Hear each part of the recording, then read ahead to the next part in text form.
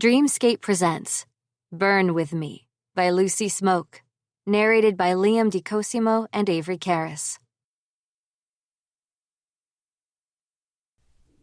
This title contains content that may be triggering for some listeners. This includes mentions of sexual assault, bullying, parental neglect, abuse, consensual non-consent, as well as violence, murder, and human trafficking. Discretion is advised. In loving memory of my grandfather, my number one supporter. I loved you as Icarus loved the sun. Too close. Too much. David Jones, Icarus in Love. Introduction. Icarus was no god. He was a mortal with aspirations, a genius, a perfect specimen who desired to attain that which was out of his reach. So he labored day and night, under the hot sun and the frigid moon, until his creation was complete. And then, only then, when he and his father made their escape from Crete, was the truth realized. Three things became impossibly clear to him in the end. 1. Wings were not meant for man. 2. Scars lasted forever. And 3. No one could reach the sun. At least, not without getting burned. Prologue. Rory. It's empty. The hallway, the living room, my fucking bedroom. The whole house is empty. I'm standing in the center of it all, holding what is now apparently a useless set of keys and my cell phone, when the front door bangs open, followed by the telltale sound of my mother's heels clicking across the wood floor. Something insidious awakens in my gut, a curdling sense of dread that only seems to revive when she returns from wherever the hell she's been for the last several months. "Oh, good, you're here," she says as she breezes past me. Where the fuck could she be going, is my immediate first thought. She looks like she's dressed for a goddamn gala in a long black tank dress with a slit almost all the way up her thigh. The only things making it seem even remotely casual are the big floppy black hat, the shades, and the gray shawl over her shoulders. A shawl in the May heat. But I know it's because she's afraid of getting sunburned. Tanning ages a person, and even in her early 40s, she looks closer to a 25-year-old than someone who has an 18-year-old daughter. "Hurry up and double-check to make sure the movers didn't leave anything behind," she calls over her shoulder as she reaches the kitchen, and I find myself drifting after her, needing answers. What the fuck? Seems to be more than a question I keep asking myself. It's my new motto. "The movers?" I repeat. "Why did we have movers? Where's our stuff? Are we going somewhere?" My mother pulls down her shades, tossing them to the granite countertop as she reaches into the fridge and pulls out a bottled water. Over her shoulder, I note that a single case of it is all that's left. Am I in the Twilight Zone or something? When I left for the last day of my senior year this morning, everything had seemed normal. And by normal, I mean my mother hadn't been home in weeks, and I'd received no phone call or messages saying when she'd be coming back. To us, that was normal. This is not. "Yes, we're going somewhere," my mother says. Ignoring my first two questions, she sets her bottled water on the counter and then thrusts her left hand in my face. It takes me a moment to realize that she's trying to shove the giant diamond sitting on her ring finger toward my eyes, as if I could miss the damn thing, especially now that it's front and center to my vision. "What did you do?" The words come from my throat like glass shards being pulled from a wound. Dizziness assails me. My stomach sinks, and then, as if she doesn't hear the horror in my voice, she says the words I've always come to hate. "I got married." This is not happening. My mother pulls her hand back, the sound of her heels clicking across the floor as she moves away. Now hurry up and check the house. We're flying out to California in a few hours. California? My voice sounds like it's coming from miles away, but one thing I do know is that her voice doesn't get any quieter. It remains the same steady volume, which must mean that I'm following behind her even though I can no longer feel my legs. Why are you going to California? I know why I would. I'm supposed to go to California. In 2 months, to be precise. Because in 2 months, I'll be joining my brother at Hazelwood University, one of the premier colleges in the world, exclusive to the upper echelon. But she was never supposed to go. She was supposed to stay here.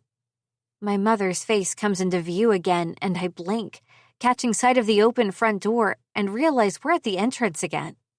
She laughs and reaches forward, tucking a flyaway hair behind my ear. It's one of her rare maternal quirks. Oh, sweetie, she says, because we're moving there. Damien's businesses are based there. He's so amazing. Oh, I just can't wait for you to meet him. And isn't it great that he's based in California? You and I will be able to spend more time together even though you'll be going to college. It'll be like nothing has changed. With that, she pats my cheek, turns around, and disappears out the front door again. Like she didn't just barge back into my life like a whirlwind tornado and wreck all of my carefully laid plans. Plans that I've had in place for months. Months that she's been MIA, off doing whatever it is she does when she gets a bug up her ass and wants to go travel and play tourist or meet up with a friend in Tokyo. She's never given a fuck that she has 2 kids. The second she deemed us old enough to no longer need nannies, we've been on our own. And for the last 3 years, ever since my brother went off to college, it's just been me. But this is a game changer. I know how she is. Every time she does this, every single fucking time she gets married, she suddenly transforms into this big, family-minded woman who wants nothing more than to shove her latest conquest down my throat. After the handsy producer who thought 15-year-old stepdaughters were fair game, my brother put his foot down. He beat him to a pulp and has refused to meet another since. This is my turn. This is not happening, and if I have to dredge up the past and remind her why, I will. 1. Isaac. Alcohol swims through my veins, wreaking havoc wherever it goes. Its destructiveness fogs over my mind, and for the first time in forever, is enough to numb the pain, though just barely. Don't you think you've had enough? Paris asks, arching his brow, the light glinting off his piercing with the movement. It's not like him to be so fucking prudish at a party. Why he's gotta choose tonight of all nights to be responsible is beyond me. I don't even bother with a response. Instead, I just let the bottle in my hand go flying in the direction of his head. The responding inhale of breath and the shattering of glass against the backyard patio a split second later are the first part of my reward. The second part is the dark curse that spits from his lips. Are you fucking serious? I hear him say. I know you're in a shit mood, but you're lucky I don't knock your dumb ass out for that. Shit mood is putting it lightly. Rather than getting drunk off my ass and taking my fury out on my best friend, I'd rather find my shit stain of a father and wrap my hands around his neck until he's long gone from this god-forsaken world. The sound of footsteps on the stone walkway of the garden estate echoes up the hedges into the secret alcove, and a looming dark figure appears. What is he doing now? Shepard's deep baritone reaches my ears, but his question makes me snort. My head rolls back on my shoulders, and I realize that I've closed my eyes, so I open them and look up into Paris's angry blue gaze as he bends over the top of my chair, looking ready to follow through on his threat. He's being a fucking dick, Paris snaps, answering the question and glaring me down all in the same instant. Another snort escapes my lips. What? I ask, the image of him wavering in my vision. You want me to say I'm sorry? I shake my head. Sober me might have. Drunk me, however? Drunk me is a fucking asshole that just wants to lob another fucking bottle at someone's head.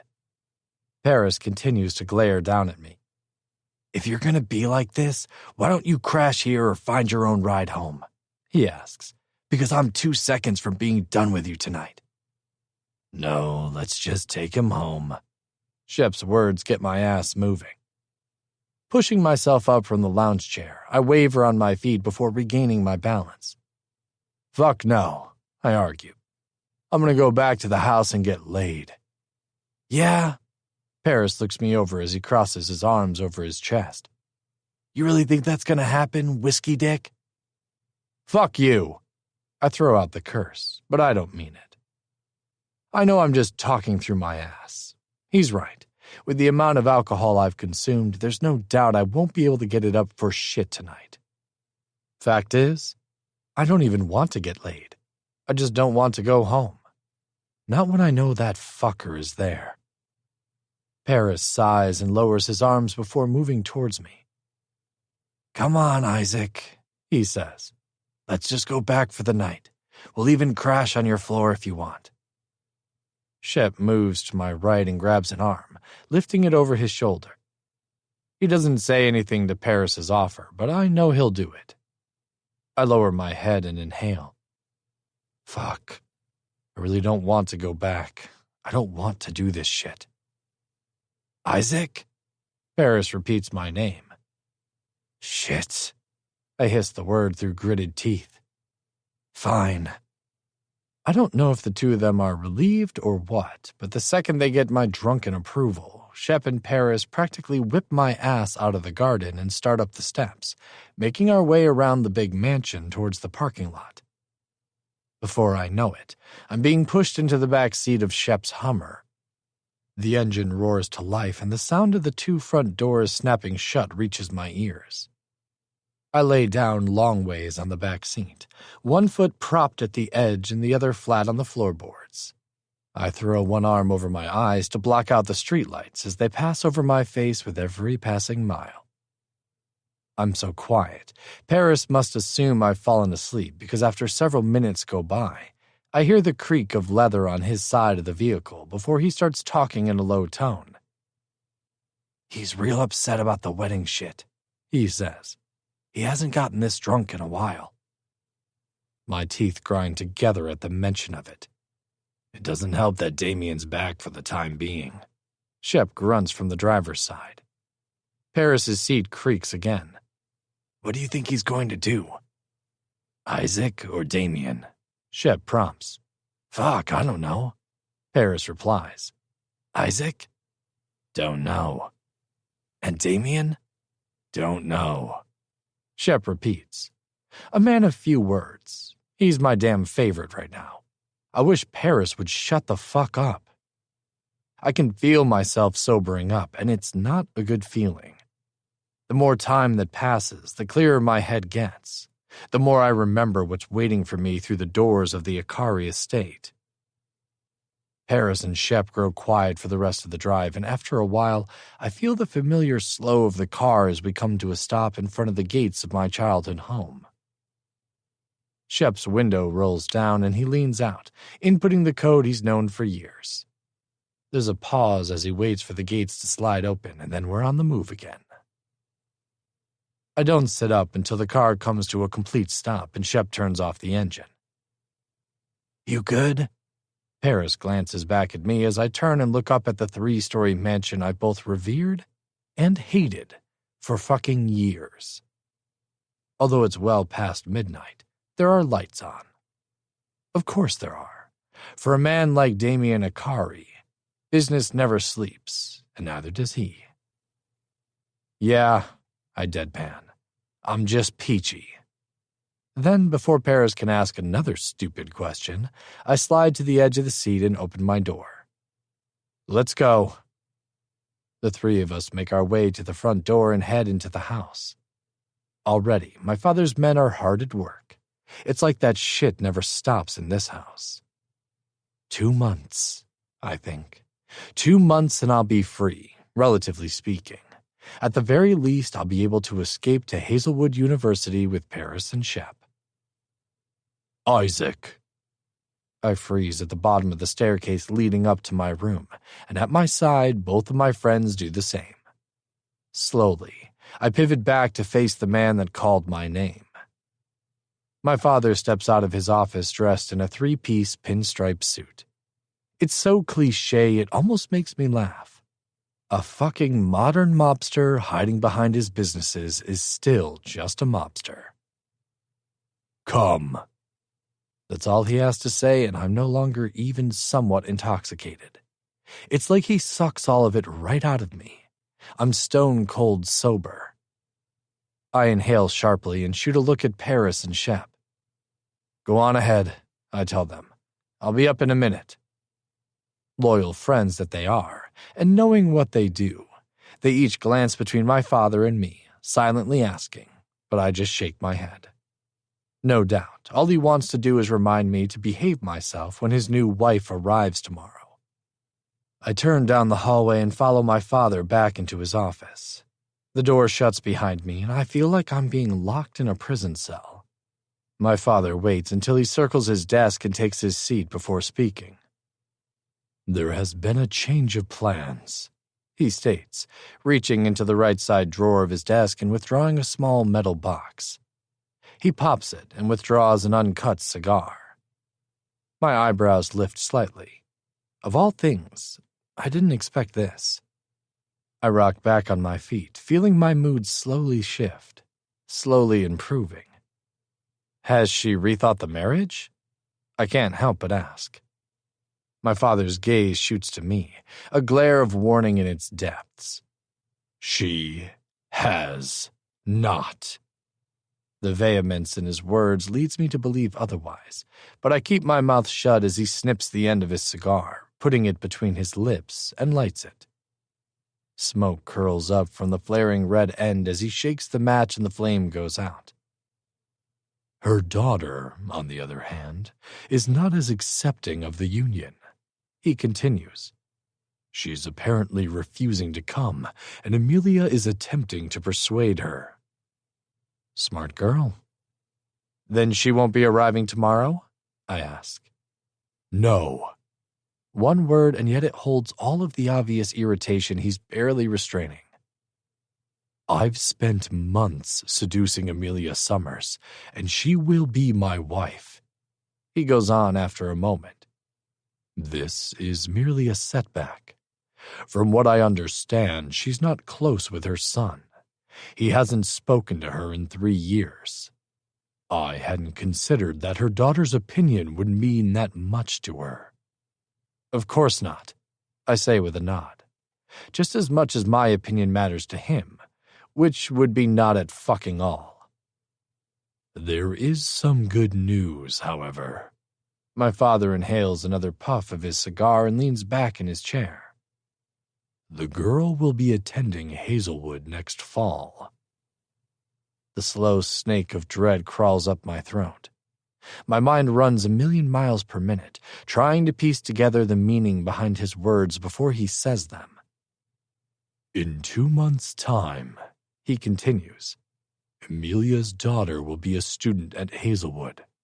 My relationship with her mother is of the utmost importance in the coming year, Isaac. I'll need someone to watch her. He lowers his head. Very carefully. My jaw unhinges and drops. You're joking. Dark brows lower over his eyes and my head straightens automatically. Fear is always something my father has been a master at invoking. Even now, grown as I am, it's an effort just to keep my gaze level with his. She's nobody, I say quickly, bypassing the earlier comment. A spoiled socialite, probably attending Hazelwood with the thought of finding a husband of the same class. There's no need to watch her.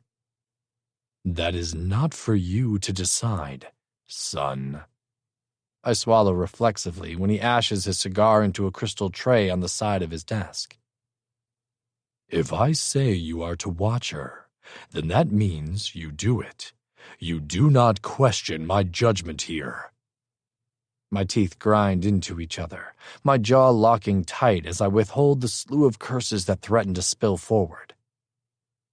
When? Is all I manage to get out after several seconds of utter silence. At the start of the semester, he answers.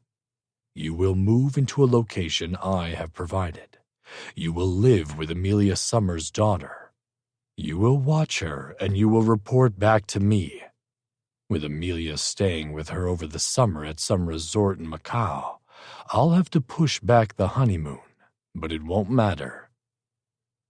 A thought fills my mind, and though I don't want to make this meeting any longer than it has to be, I can't stop the question from coming forward. You've planned the Summers industry takeover, I begin. Why do you think it's necessary for me to watch the daughter? What could she possibly do to stop it now? My father watches me with a careful gaze. Thankfully, though, it's not angry. He ashes his cigar once more and then sets it within the tray before leaning forward and steepling his hands together to rest his chin upon them. I do not like wild cards, Isaac, he states. Amelia was predictable until now. She's left her daughter alone for months at a time, with little more than maids and cooks to look after her. It could be cold feet. It could also be her daughter's influence. I want to know. A businessman must plan for every contingency, my son, and above all, never let a woman control you. They always manage to become great weaknesses when you care. Remember that, and make sure you keep an eye on her. Yes, sir. Saying the words is the start of my dismissal. I turn and head back into the hallway. Once I'm out of his presence, my body takes on a mind of its own. My hands clench into fists and my upper lip curls back from my teeth. All of the expressions I couldn't reveal in his presence come to the forefront. Businessman? Fucking right. Damien Akari is no businessman. On paper, he may be a genius, an inventor, the CEO of one of the fastest-growing conglomerates in the world. Few know of its illusion, and I am one of them. Amelia Summers is a fucking idiot for not seeing what a conniving bastard my father is. No woman in her right mind would marry Damien Akari if they knew what he really is, what our family really is. Insidious, deviant, criminal. And she just walked right into his trap. 2. Rory. 2 months later. I hate going to places like Cornelia's, where the dress code is rich casual. They make my skin feel itchy. Anything less than designer will have the maitre d' turning up his nose and telling you that there's a lovely fast food restaurant just down the road a few miles that would be more appropriate. But here I am, stuffed like a Thanksgiving turkey into a Tory Burch dress borrowed from my mother's extensive closet, when I'd rather be in a pair of ripped jeans and Converse, moving into Hazelwood's dorms with my best friends. Why? Because I've put it off as long as I could, and now that school is starting next week, I've run out of excuses to avoid meeting her new husband. Oh, there he is! My mother squeals and abandons me. Before said maitre d' can stop her, she runs through the restaurant like an unrestrained child. I'd use the opportunity to escape if I thought I could get away with it. Instead, I just check my phone for the 100th time in the last 10 minutes. Still no response. He must be driving. Hopefully, that means he's almost here. Regretfully, I force myself to trail after my mother to where 2 men stand side by side. She fawns over the taller, older one of the 2, going on to her already healed toes to kiss him. I can feel the bile threatening to shoot up my throat. Her lack of attention, however, gives me a moment to analyze the 2 of them myself. Damien Ikari is a man of massive size. A wide frame covered in a pinstriped suit with a silver tie at his throat and the shadow of a beard covering the lower half of his face. He pours all of his attention into my mother, his lips stretching into what looks like an ill-used smile. Anyone looking on would probably sigh with jealousy at how much attention he pays her. But even from the distance I'm at, it feels disingenuous. I shift my attention from him to the man at his side. The second I do, however, something hits me deep in the chest. It's not a physical blow, but something far more powerful. My gaze connects with his and lightning shoots through me. He's just as tall as Damien, though not as broad, with cool-toned, icy eyes that give him the appearance of visceral awareness as well as boredom. How that's possible, I'm not sure. Still, I'm struck by a feeling of uncertainty, of being watched, like a mouse before a blue-eyed snake. I don't like it at all. You must be the famous Aurora I've heard so much about. Damien's deep baritone makes me jump ever so slightly, and he moves forward, offering his hand. Even though I already don't like the man, I appreciate the distraction. I stare down at his open palm for a moment before reluctantly taking it. I prefer Rory. The corners of his eyes crinkle as his smile widens. It's nice to finally be introduced, Aurora. I scowl as he ignores my words and says my full name. I knew there was going to be a reason I didn't like him. I just didn't expect it to happen so quickly. I was quite ready to just be the asshole who simply hated her mother's new husband simply because he was just another in a long line of men that had come before. This is my son, Isaac. Damien Ikari releases my hand and gestures to the man that gave me that uncertain feeling. My attention returns to the snake. Unlike his father, Isaac Ikari has the look of a sun-kissed god rather than something from the underworld. Where his father's hair has both the color and shine of ink and is slicked straight back, Isaac's hair is golden with several various shades of blonde and brown littered throughout the strands. It curls over his forehead in an almost casual, shaggy sort of way. If my brother let his hair grow out at the sides, I have no doubt it'd look similar. Still, despite the warmth of his features, his eyes are a frost-covered wasteland. More so than I've ever seen before. It makes me curious, and curiosity is dangerous, especially in situations like this. Isaac leans down and holds out his hand. It's nice to meet you. Lie. He smiles, but it's sharp at the edges. I don't take his hand, and instead leave it hanging in the air. I don't want to be here. Fuck this shit. I want out. As if sensing my internal dialogue, my mother shoots me a warning glare.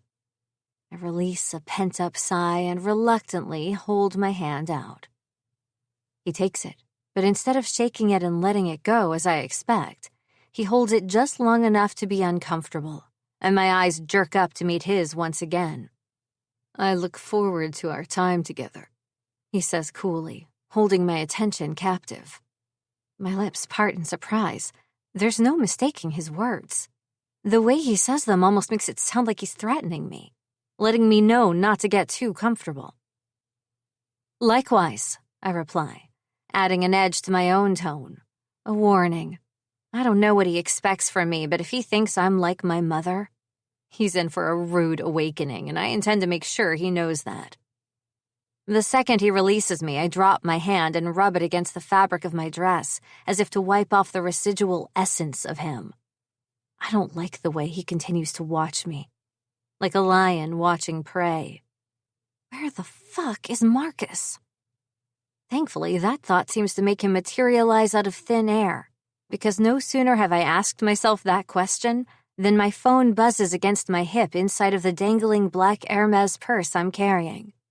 A true smile crosses my lips. Shall we sit?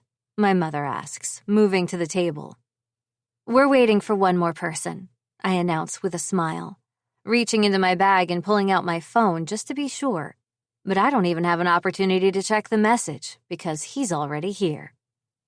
And it's so fucking worth it to see my mother's face blanch a split second before she whips around and hisses my way. Aurora Dawn Summers, she growls. You invited him? With a tight smile, I tilt my head to the side and slide my phone back into my purse with a shrug. He is your son, Mom, I state. Don't you want him to meet your new husband? Without waiting for an answer, I turn to the man in question. I hope you don't mind, but my brother will be joining us. I make it clear from my tone that I truly could not give a shit less if he minds. It's too late now anyway. Damien's face morphs into a careful mask of affability, the kind I've seen dozens of times before. Every man she marries has one, the face they all wear when they're being polite.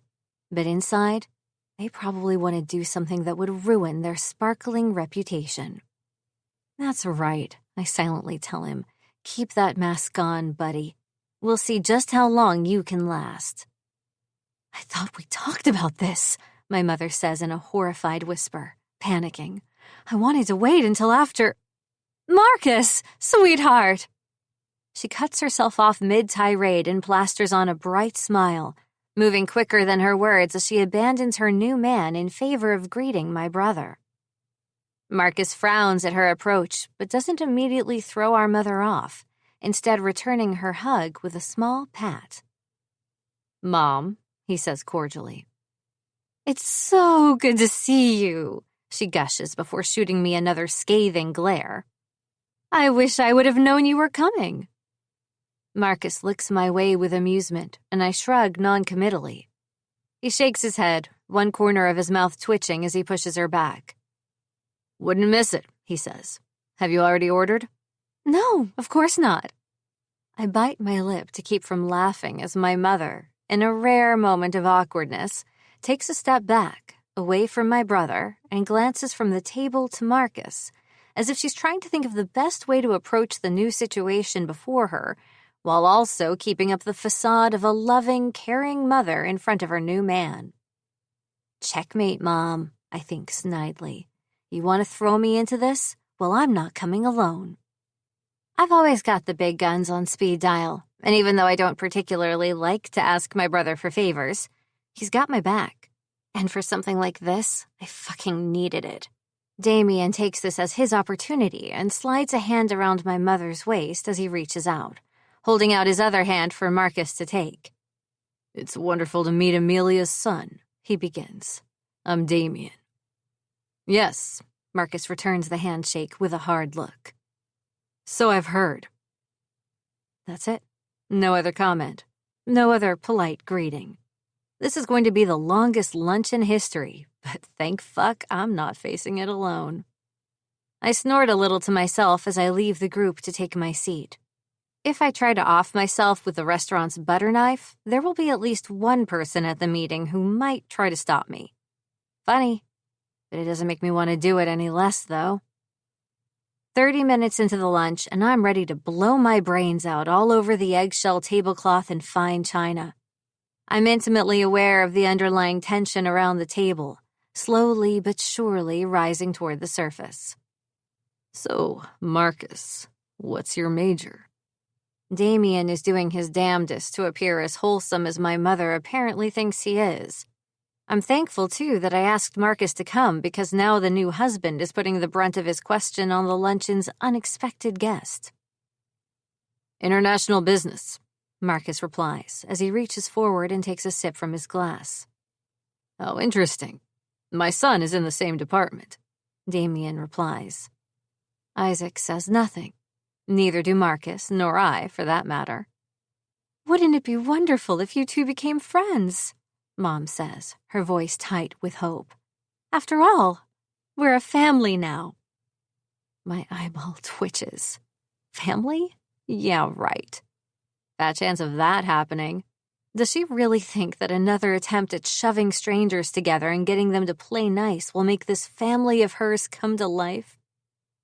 My stomach churns as I stare down at the remains of the fancy chicken Alfredo, and it blurs in front of my vision. I drop my fork onto my plate and sit back, waiting for this horrible luncheon to end. Of course we are, darling, Damien replies, though with each passing minute his expression becomes tighter and tighter. almost like he expected a different outcome and is now pissed that things aren't playing out the way he predicted. A slow smile curves my lips. Good. I hope he realizes just how futile this whole thing is. It'll end that much quicker once he does. Silence descends upon the table, the only sound coming from the still clinking forks between the men and my mother's glass as she finishes off what has to be her third Chardonnay in the last half hour. She's left the wino and lush labels far behind and has quickly ushered her way straight into manic alcoholism. Damien sets his fork and knife down on either side of his plate, drawing my attention as he sits up straight and turns his gaze to me. Oh no, something sinister crawls up my throat. His responding smile is almost knowing, as if he's well aware that I don't like or trust him, and he thinks there's nothing I can do about it. Actually, the reason I wanted your mother to ask you here today, he begins, reaching over to take her hand, is that I wanted to give you a gift. Alarms sound in my mind, warning signals, bright flashing neon lights, all of it urging me to get up and find a fucking exit. My back stiffens and I cut a look to Marcus out of the corner of my eyes. He's watching Damien like a careful tiger, curious but cautious. I'm sure she'll love it, my mother gushes. And if my mother thinks that, then I can guarantee I won't. What is it? I ask. Damien reaches into the inner pocket of his suit coat and pulls out an envelope. Money? I almost lose control of myself and roll my eyes. I feel my brother soften at my side. I don't want Damien Ikari's money, as I'm sure it's nothing but a way to try and ingratiate himself to me. But when he holds it out, I take it nonetheless. Maybe I can pass it off to his son or just leave it on the table for the waitress. If it's just cash, though, it's certainly something I can forget. It doesn't matter if it's 100 or a couple of thousand in this envelope. Anything he gives me probably has strings attached, and I don't do strings. Ever. Open it, he insists when I go to place it under my napkin. I blink when something jingles inside of it. Something that definitely isn't paper, and confusion takes over. I feel every eye at the table on me as I slip my thumbnail into one sealed edge and rip it open. The slight weight inside slides down into my palm the second I turn the envelope, and a pair of what looks like house keys, as well as an elevator key card, slip into my waiting hand. I stare down at the offering, thoroughly perplexed. Thanks? Isn't it wonderful? My mother exclaims. Now you can be near us. Near you? I repeat. It's the key to your own penthouse suite at Hotel Theos, one of my businesses. Well, virtually your own place, Damien says. Your mother and I will be on the top floor after we get back from the honeymoon, but Isaac is rarely home and... I hold my hand up, interrupting him. Wait, hold on a second, I snap. What the hell are you talking about? A dark look falls over his face, but I ignore it in favor of turning to my mother. I couldn't care less if he doesn't like being cut off. It's a key, my mother says stupidly, as if I can't fucking see what's right in front of me. Yes, I see that, I say through gritted teeth. But what the hell makes you think I want to move in with you? Or with... I turn towards Damien's son and find him staring back at me in that unnerving way of his. A shiver chases down my spine at the frosty look he gives me, as if he's daring me to continue. Does he think I won't? I clench my fingers around the key and card for a moment, letting the metal and plastic bite into my skin before I force my palm open and drop it back onto the table. It clatters loudly. No. Aurora!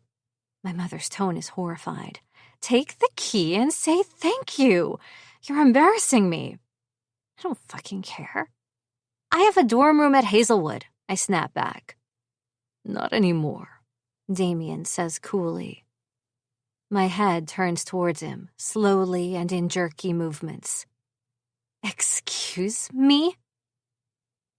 I've taken the liberty of canceling your dorm accommodations, he replies, picking up his knife and fork once more before slicing into his steak. "Don't worry, though. You'll be provided for." No. At first, I think I'm the one who said it. After all, I'm practically screaming the word in my head. When Damien freezes, however, and looks up, he doesn't look at me, and I realize it wasn't. Marcus levels a glare across the table, reaching out as he lets his fingers grip the edge. Something crosses between them for a moment. A battle of wills? I'm not sure. Whatever the case, though, when it ends, it's clear who's the winner. Marcus stands and reaches for me. "We're leaving, Rory. Mother." Mom jumps in her seat and looks up at him with wide eyes. I look away as I stand. I don't want to see it again. See her reach for her husband, a virtual stranger, rather than get up and follow her own flesh and blood. I've watched it happen far too many times, and it never gets any easier. Somehow, though, instead of finding a place in the far-off distance of the restaurant, my gaze finds Isaac's. There's neither triumph nor pity in his expression.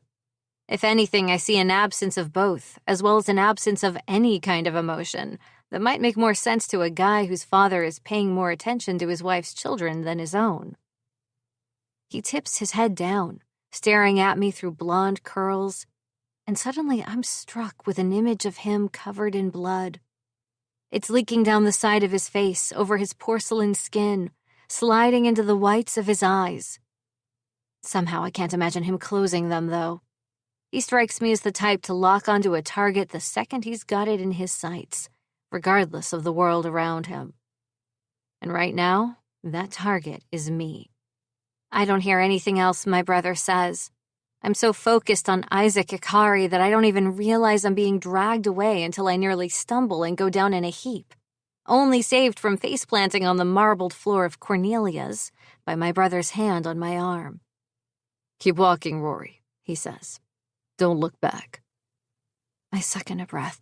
Those were the same words he told me the last time she got married. That night, we ended up in the hospital with more faceless nurses I can only vaguely recall, and Aunt Carmen. I pull my arm from his grasp and move forward, my legs eating up the distance between me and the exit. I'm not the same as I was 3 years ago. I'm stronger now, independent. Maybe I called my brother here for backup, for emotional support, but I don't need him to hold me up or drag me out. Not when I can walk away on my own 2 feet. Hopefully, for the last time, as our mother chooses someone, anyone other than us. Other than me. 3. Isaac. What do you know about Marcus Summers? My question is aimed at Paris since he's the one who knows everything about every fucking one at Hazelwood. Surprisingly, however, it's not Paris who answers, but Shepard. "I know he's not to be fucked with," he says. My brows shoot up. "What makes you say that?" Shep rolls his shoulders back, leans down over the pool table in the game room of my hotel suite apartment, and lines up his shot. He waits until he's hit the cue ball and sunk another 3 balls, barely scraping by the 4th and ending his turn before he responds.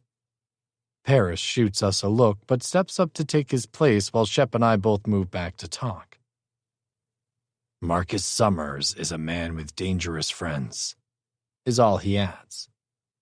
Irritation slithers through me and I grip my pool stick tightly, thumping the bottom against the floor once before shooting a look his way. "Care to elaborate?" I prompt. Shep's lips press together and he eyes the table as Paris leans over and lines up his shot. If I didn't know any better, I'd say he was ignoring me. But I know better. He has to focus on something mundane when he's thinking. The longer the silence stretches, though, the tighter my muscles grow. Winding and winding until one mere flick might shatter the tension until finally...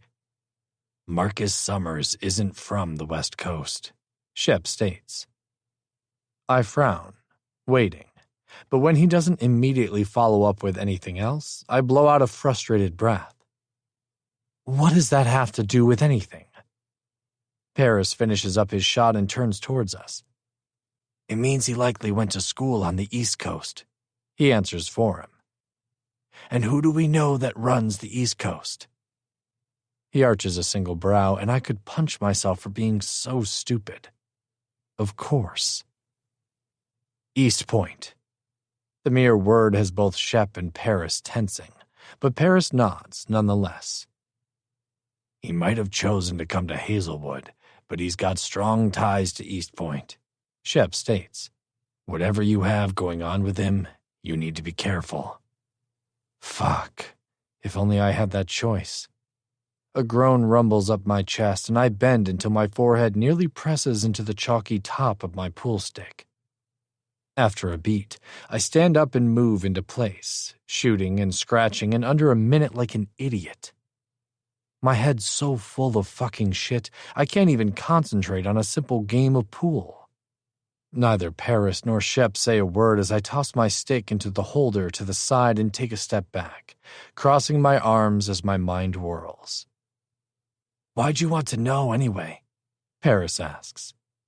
If it were anyone else, I'd ignore the question. But these two are as deep into my father's world as I am. We're one and the same. Their fathers are just as monstrous in their own right as mine is. It's how we became friends. Birds of the bloody feathers flock together and all that shit. It's not me that has anything going on with Summers, I say. It's my father. Paris's jaw drops. Shep freezes where he's bent over the pool table and slowly, inexplicably minutely, he stands without making a shot before turning to meet my gaze. Their reactions do not offer confidence, and I know without having to go into detail that they understand the situation. The new wife? Paris asks, proving me right. I nod. Fuck. The curse is hissed out between Shep's lips, surprising me. My intel says he hasn't spoken to his mother in 3 years, I say. But he showed up to the meeting we had the other day. His sister called him. Are they close? Paris demands. I shrug. Close enough for him to come to her rescue. And the plan to have her move in? He continues. I shake my head. Not happening. It burns my father's fucking ass that someone else is going over him. He is not a man that likes to be out of control. I should be thankful for Marcus's intervention, but after seeing Aurora Summers, I can't help but feel like he's going to be more of a thorn in my side than anything else.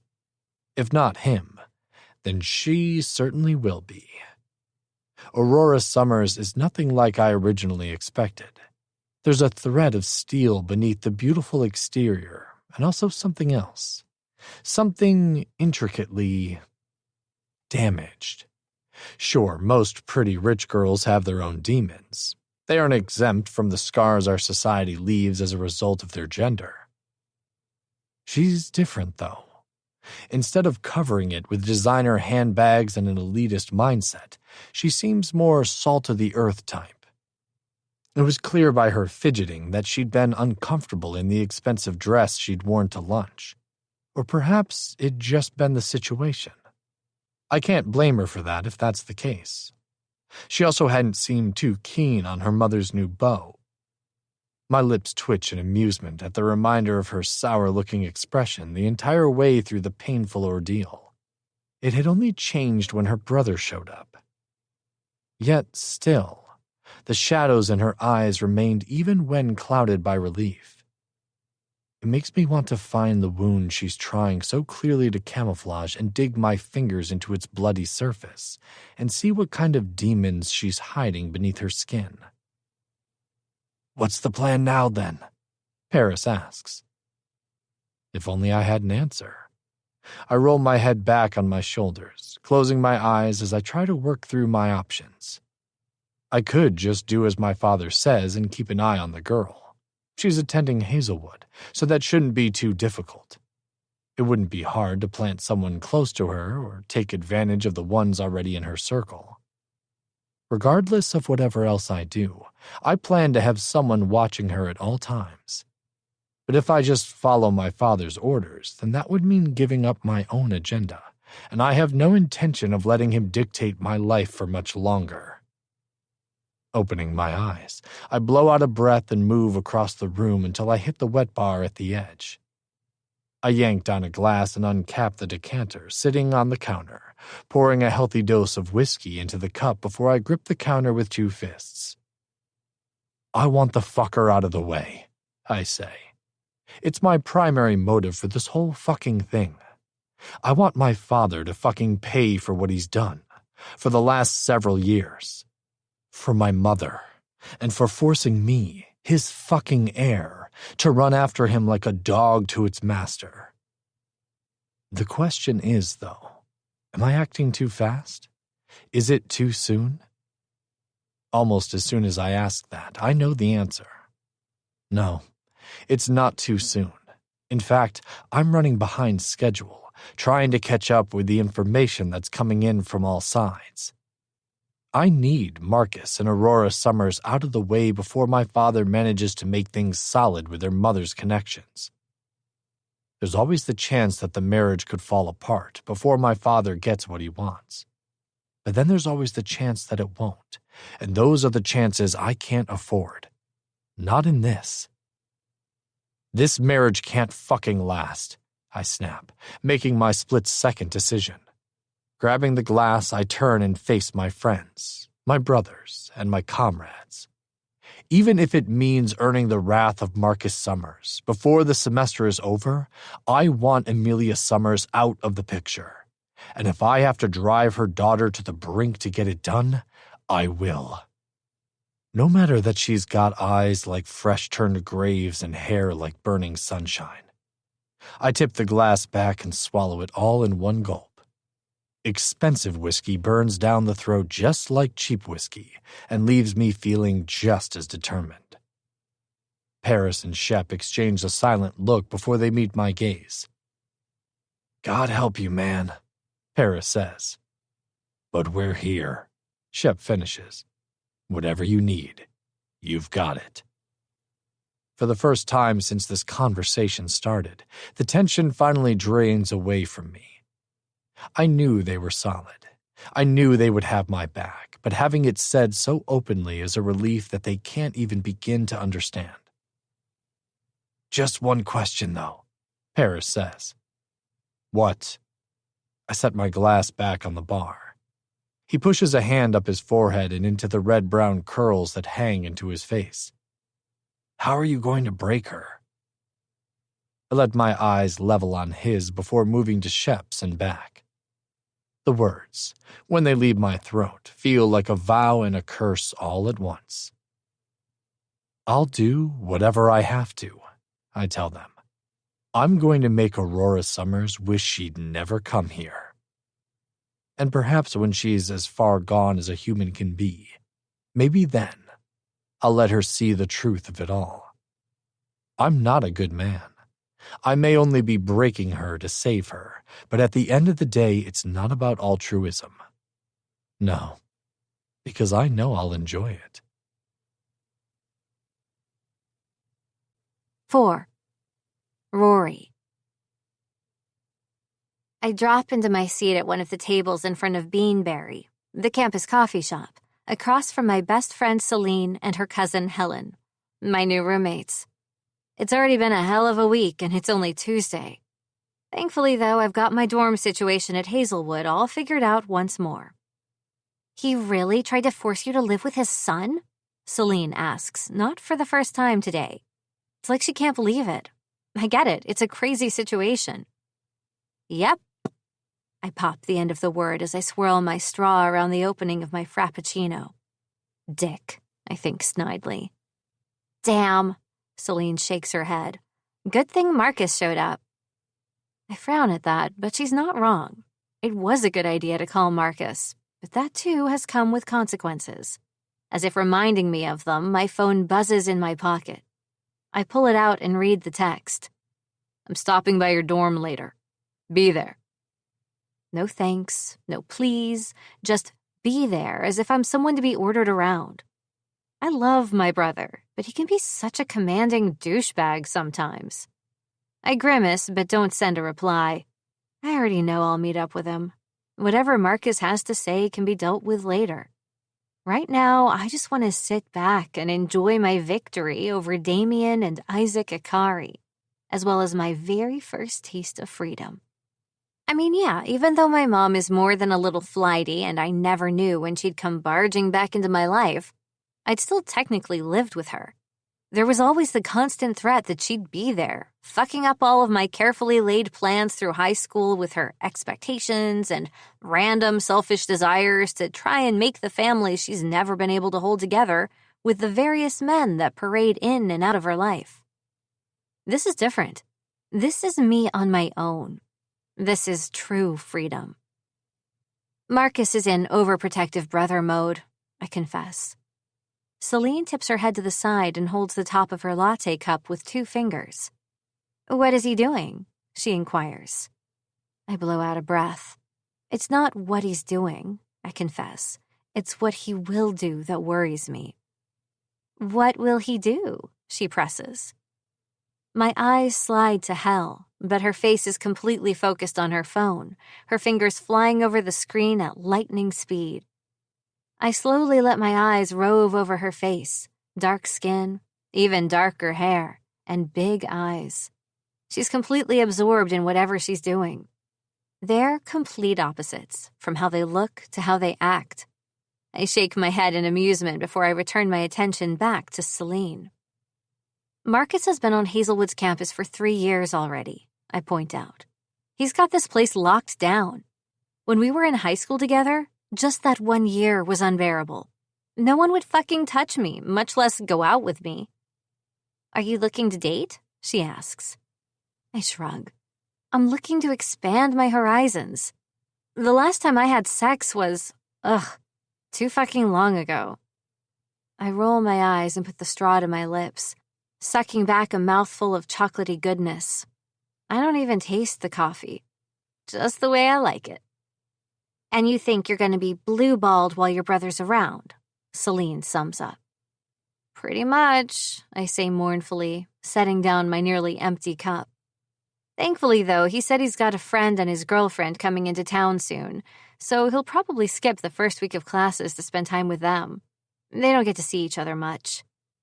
"Do they go to another school?" she asks. "Yeah." I flick the tip of my straw with my finger distractedly. "And Mom is going on her long-awaited honeymoon with the current stepdick." "Then you should take this opportunity." Celine jumps forward, startling me. Her hands slap against the table and even Hell jerks her head up from her phone, frowning at the 2 of us. "Opportunity?" I repeat. Celine's white blonde hair flies around her face as she bobs her head excitedly. "Yes," she squeals. "There's a party at the end of next week at one of the houses off campus. It's a Gods and Goddesses party." "A Gods and Goddesses party?" I feel like a parrot just repeating every major line she says. "What the hell is that?" Celine's pale blue eyes focus on me with intensity, and I know that no matter what my feelings towards this Gods and Goddesses party are, we're going. She's got that determined look. I glance at Hell, who seems to recognize it too. She sighs and shakes her head my way as if to say, "It's too late now. We're goners." "It's a party the students put on a couple of times a year," Celine begins. "Once at the beginning of the year and another at the end. It's like a welcome back and goodbye thing. Everyone dresses up as a god or goddess and wears a mask." "A mask?" I scrunch up my face. "What's with that? Halloween isn't even for another few weeks." Celine rolls her eyes. "It's part of the dramatics," she says. "It's just to blow off steam. You don't actually have to wear a mask if you don't want to, but most people do." "Rich kids are obsessed with masks," Hell points out. I turn my attention her way. "What do you mean?" She sets her phone face down on the table and finally picks up her cup. "The amount of masquerades and masked events they have is overwhelming. Celine says it's because of the dramatics, but not everyone is like that." Hell would know. She's far more down to earth and less familiar with the expense of the elite. She's only related to Celine by marriage, and though they get along and are friends, Hell's mom was actually a flight attendant before she married Celine's uncle. Having money is not something she's used to, even years later. My lips twitch.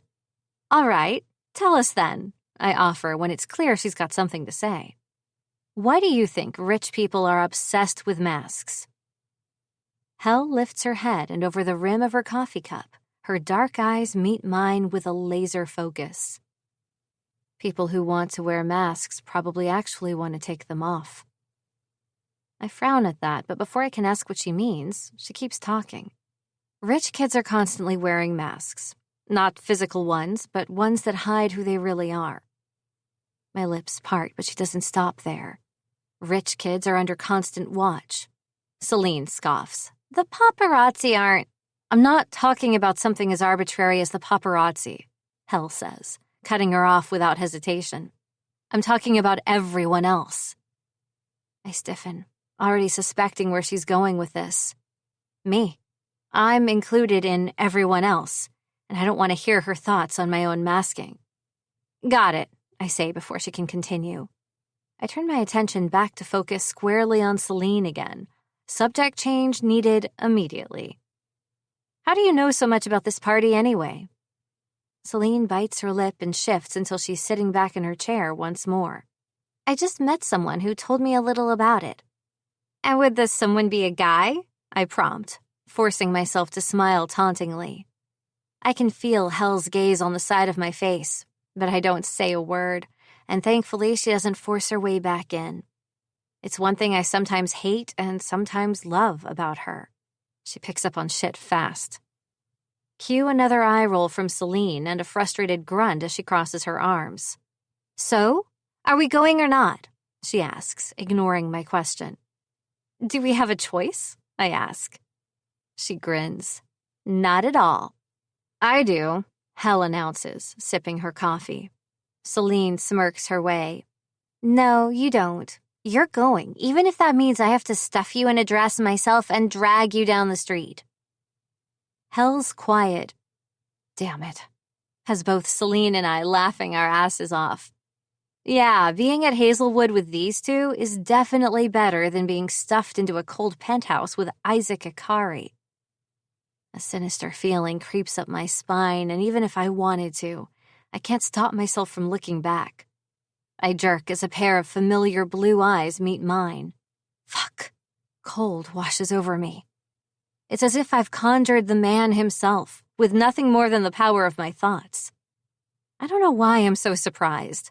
I knew he would be at Hazelwood, but I just never really expected to run into him, and certainly not this soon.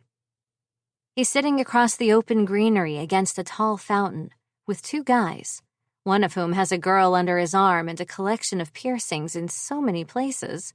His brow, his lip, all up and down his ears. But it's a wonder he's not a walking poster child for needles. The other, however, has a phone in hand and is completely attached to the screen, his face half hidden by the fall of dark hair against his cheekbones. Unlike his posse, though, Isaac is completely focused on me. His gaze zeroed in and almost haunting. I want to turn away, to show him that I'm not aware of him, but it's too late now and I find that I can't. So what do? I stare back like a fucking crazy person.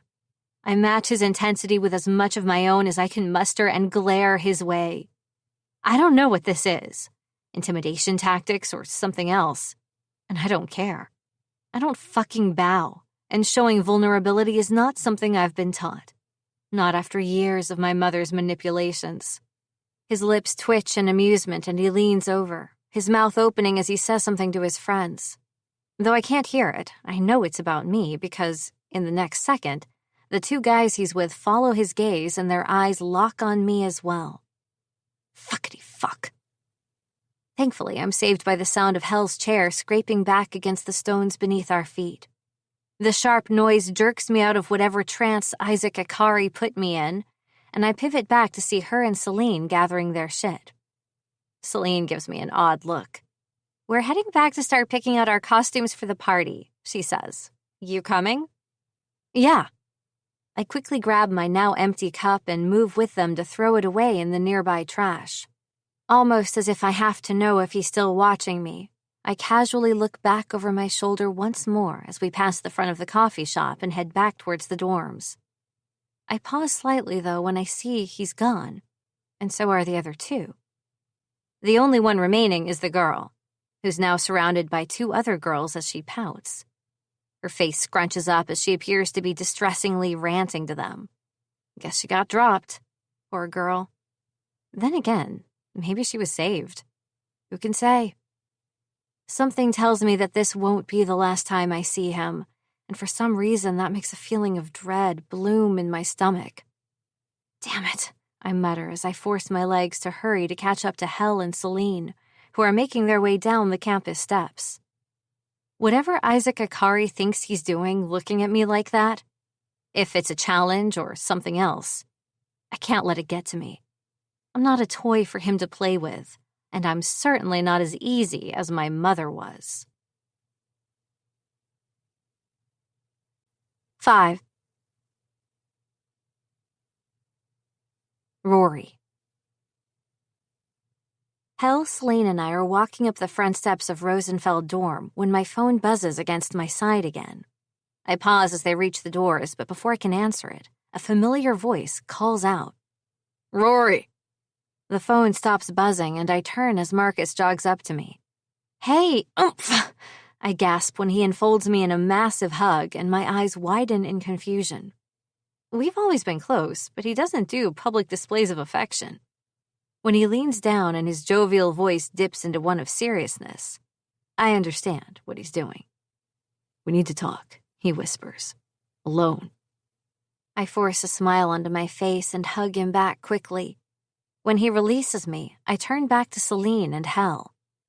"Hey, I'll catch up with you guys later. I'm going to go hang with my brother real quick." Celine smiles and waves me off, but Hel seems to catch on, watching me with a curiosity that I know, thankfully, she won't push on me later. She was right about rich kids and their masks. Even if Celine can't admit it to herself, I can. Once the two of them are gone, I turn back to Marcus and frown. "Come on," he says, grabbing my hand and pulling me after him. "What's with the spy treatment?" I ask, not really expecting an answer. And just as predicted, he doesn't say a word. He keeps utterly silent until we reach the parking lot behind the dorm and I spot his truck a few spaces down in the front row. He releases my arm and pops open the passenger side door for me. "Let's go, kid." I roll my eyes. "Not sure if you've realized it yet or not," I say snidely, "but I'm not a kid anymore." He leans down as I settle into the seat and drops an arm over the top of the doorway. "You'll always be a kid to me, brat. Buckle up." Douche. But I do as he says after he shuts the door and watch him as he circles around the front of the vehicle. As soon as he's in the truck and the engine has started, I attack. "Okay, can you tell me what's up now?" I demand. "Needed to get you alone to talk about what happened at the luncheon," he states. My lips twist and I frown at him. Yeah, Dumbo, I was fucking there. I know what happened." Marcus shoots me a look but doesn't respond immediately. I blow out a breath. "Okay, fine. Enlighten me." "We're meeting some friends of mine," he says instead. "I thought you wanted me alone to talk about this," I remind him. "I do, but Dean's got more information than I do on this Damien guy, so I want to talk to him too." I lean back into my seat and cross my arms. "And you think he won't mind you bringing your kid's sister along for the ride?" I can't help the bitterness in my tone when I say the word kid. That's all I've ever been to him. A child he needs to look after and protect. My nails bite into my forearms as the reminder that I'm the reason he and Mom don't speak anymore hits me hard in the guilt department. Marcus's gaze burns into the side of my face, but I keep my eyes glued to the windshield. After a beat of silence, he sighs. "I'm thinking about transferring soon." Shock races through my system and I whirl around to gape at him. "Transferring?" I repeat. "You only have 1 year left. What's the point?" He focuses his attention on the road ahead of him.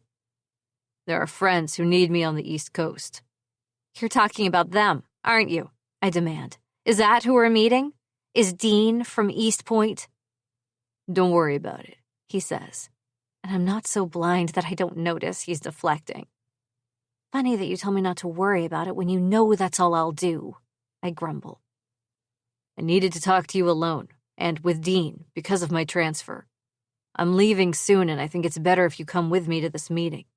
You need to know just as much about Damien Ikari as I do, if not more. It would benefit you to be more cautious about people. I need to be more cautious? I practically spit out. The urge to slap the fuck out of him, even though he's driving and speeding a good 20 miles over the limit right now, is intensifying. He thinks I need to be more cautious about people? Is that why he acted so sketchy in front of Celine and Hell? Is there something you want to say about my friends? I demand. You don't trust them? He doesn't look at me when he answers. No. It's as simple as that. Marcus is quick to judge and even quicker to write people off.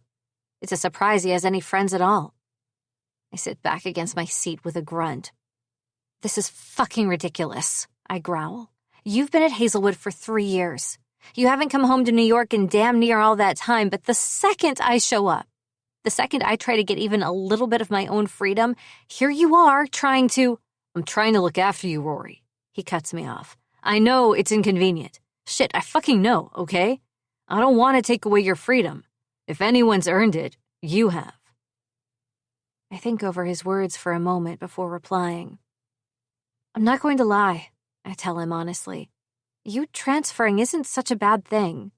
I wasn't looking forward to my big brother hanging over me at Hazelwood, but a sorrowful yearning aches in my chest. I've missed him. Sure, I fucking complain and shit. We fight sometimes.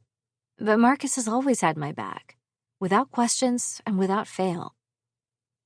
It feels like you're running from me, I mutter quietly. The big truck comes to a stop at a red light, and he turns to face me. Heat arches up my cheeks, and I keep my eyes trained in front of me, afraid to turn and look at the expression he's making. Rory.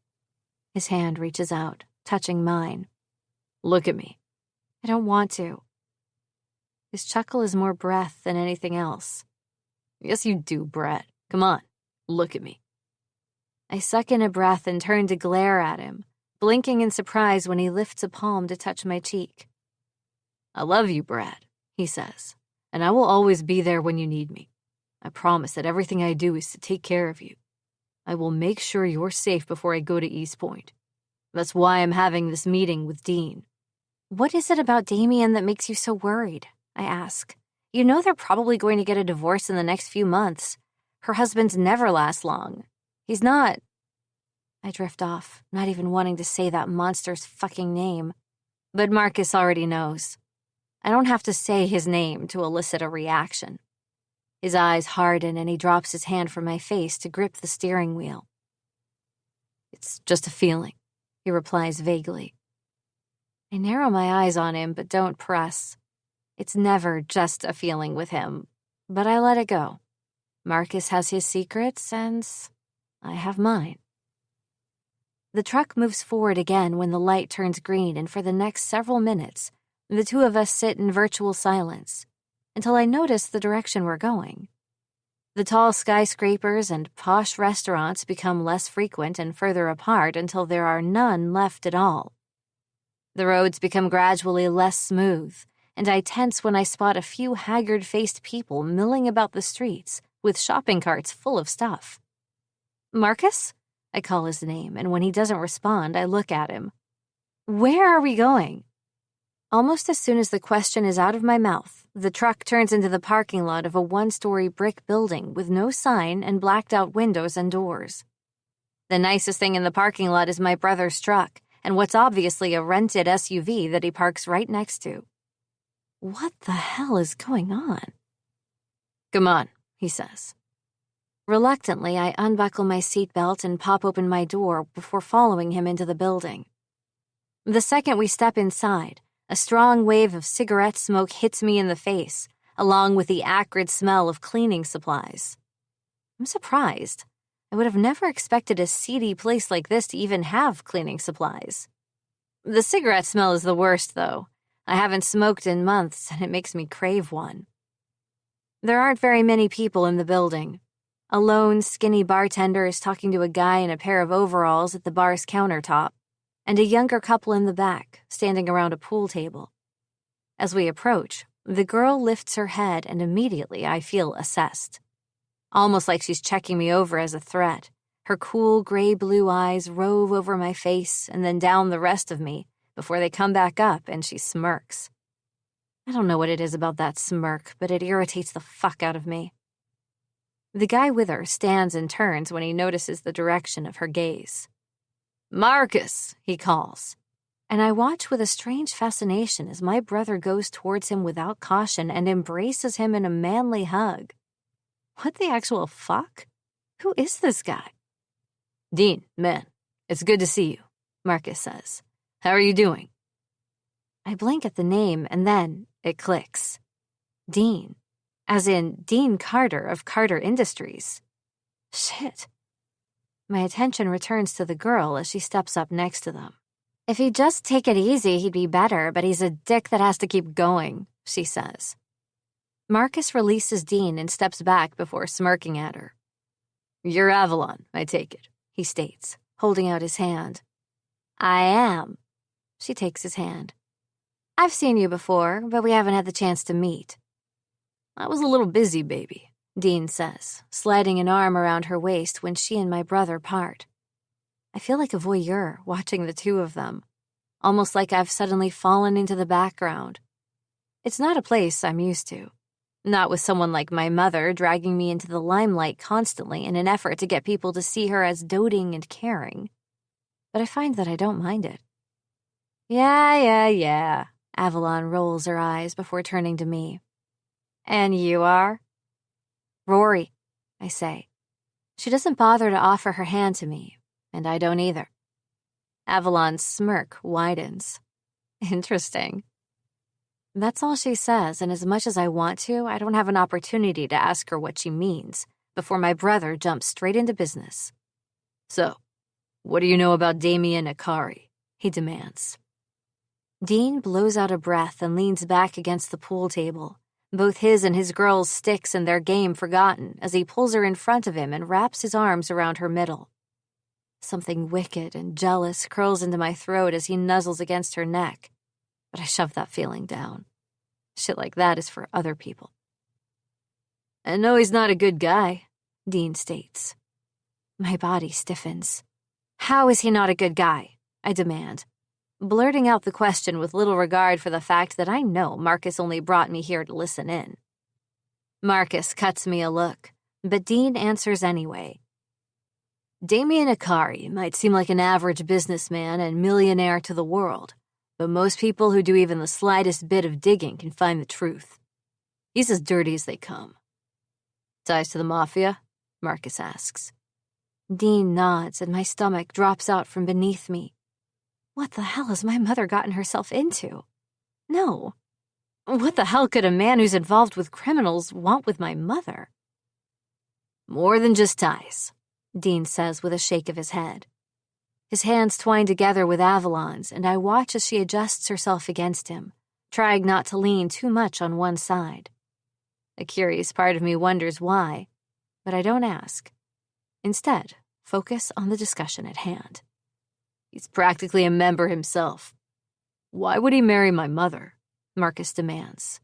Avalon looks past Marcus and stares at me. Her gaze is impenetrable and kind of unnerving. It makes me want to look away, but my pride won't let me. Instead, I lift my chin and glare back at her, which only makes her look harder as her lips curve up even more. "Think about it, man," Dean continues. "Why else? Your mother has connections to a lot of businesses. Even if she's not directly involved, the Summers name carries weight, and it's got money backing it. That and your Aunt Carmen is a force to be reckoned with. She's the business brains of your family. Either he's married her for a chance to get to Carmen, who otherwise wouldn't have given a man like him the time of day, or..." Dean drifts off, and I jerk my gaze away from his girlfriends. "Or what?" I ask, calling his attention and my brother's back to me. Dean arches a brow at me once. "Or he's planning on using your mother as a stepping stone to launder his own dirty money." A sick feeling cuts through my gut. That seedy fucking bastard. He wouldn't dare. But no, he would. Of course he would. My mother can never find a fucking man worth a damn. I might feel sympathy for her if she didn't keep trying and ruining Marcus and my peace of mind in the process. Marcus' father split. Mine wasn't rich enough for her family or her. And then the other one that had lasted more than a few months. I don't even want to think about her last utter failure. Why couldn't she just be happy without some sick, twisted son of a bitch coming in to absolutely wreck our lives? I bite down into my lower lip so hard, I taste blood. That's probably the case, Marcus says, as if Dean's last words haven't completely overturned our current situation. But then he's always been good at hiding his negative emotions. Unlike me. I can't deal with this, though, not without losing my fucking shit. I turn away and start walking. I walk past the bartender and her customer, and right out the door into the hot California sun onto the broken, shittily lane pavement of the bar parking lot. Fuck! I curse as I scrub my hands down my face. Maybe that explains why Isaac Akari was staring at me so hard. Does he know? He has to know. That's his fucking father. Another thought occurs to me. Was that why Damien had pressed so hard to have me move in with his son? A cold feeling rockets through me. My mother is one thing, but me? What did they expect from me? A hostage? A pawn? Anger drives up through my body and I feel an itchy sensation in my knuckles. It's overwhelming. Want to hit something? I jump at the question, startled because I didn't expect anyone to follow me out here, least of all Dean's girlfriend. I turn slowly, incrementally, as if I'm facing off with some dangerous snake. She just stands back, her hands shoved into the pockets of her ripped jeans. She looks like she belongs in a place like this, like she's comfortable with decay and cheap beer. I like ripped jeans as much as the next chick, and as much as I detest the pompous places my mother enjoys, I'm used to it.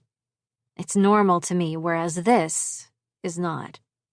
Hey, I'm talking to you, kid. I grit my teeth. I'm not a fucking kid, I snap. Jesus, she can't be more than a year or two older than me, if that. And I heard you. Yes, I want to hit something. Okay, she says with a smile. Then why don't you? What? I gape at her. I can't just... I gesture awkwardly to the space between her and me and then around to the practically empty parking lot. Sure you can, she argues with a shrug. But I wouldn't recommend hitting rock or brick, she says, nodding back to the bar's building. It might leave your knuckles bruised or, worse, broken. I snort. Speaking from personal experience? I ask. She grins. Yeah. I shake my head. You're fucking weird, you know that? She shrugs, a lazy movement. It's not the first time I've heard that. Probably won't be the last. I look her over, curious. Something tells me a straightforward approach is what works best on this chick, so I second a breath and go for it. Why did you follow me out here? Avalon's smile curves her lips and she tilts her head down toward me. Thought you might be interested in some free advice.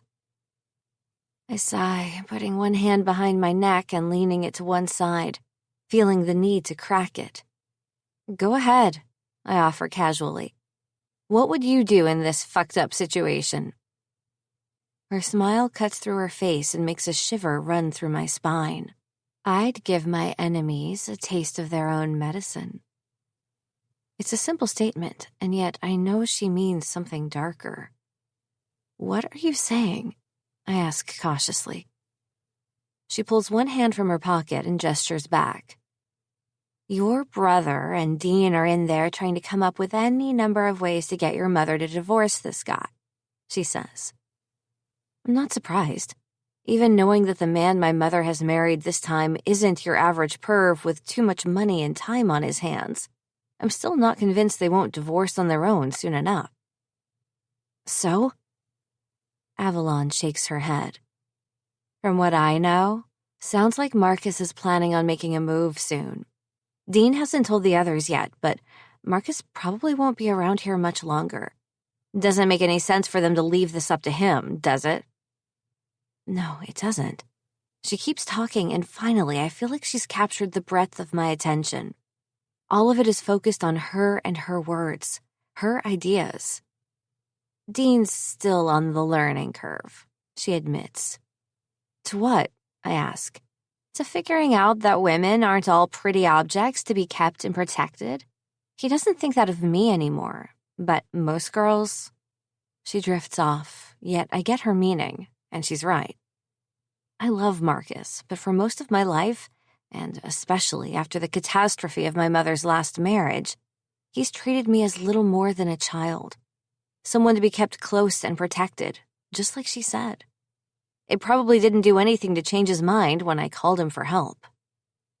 Okay, so what the hell am I supposed to do? I ask her. Walk up to Damien and tell him I know the truth? No, that would not be a good idea. If he really is involved in something like the mafia, that would be a one-way ticket to a Godfather-type ending. Avalon tilts her head and rolls her eyes. Come on, girl, she says. You don't strike me as stupid. What is something you can do that your brother can't? And just like that, like a lightning bolt to the head, I know. It hits me like a freight train. It's so simple, it's almost laughable. Isaac. A plan forms and my attention drifts to the ground as I see it unfold in my mind.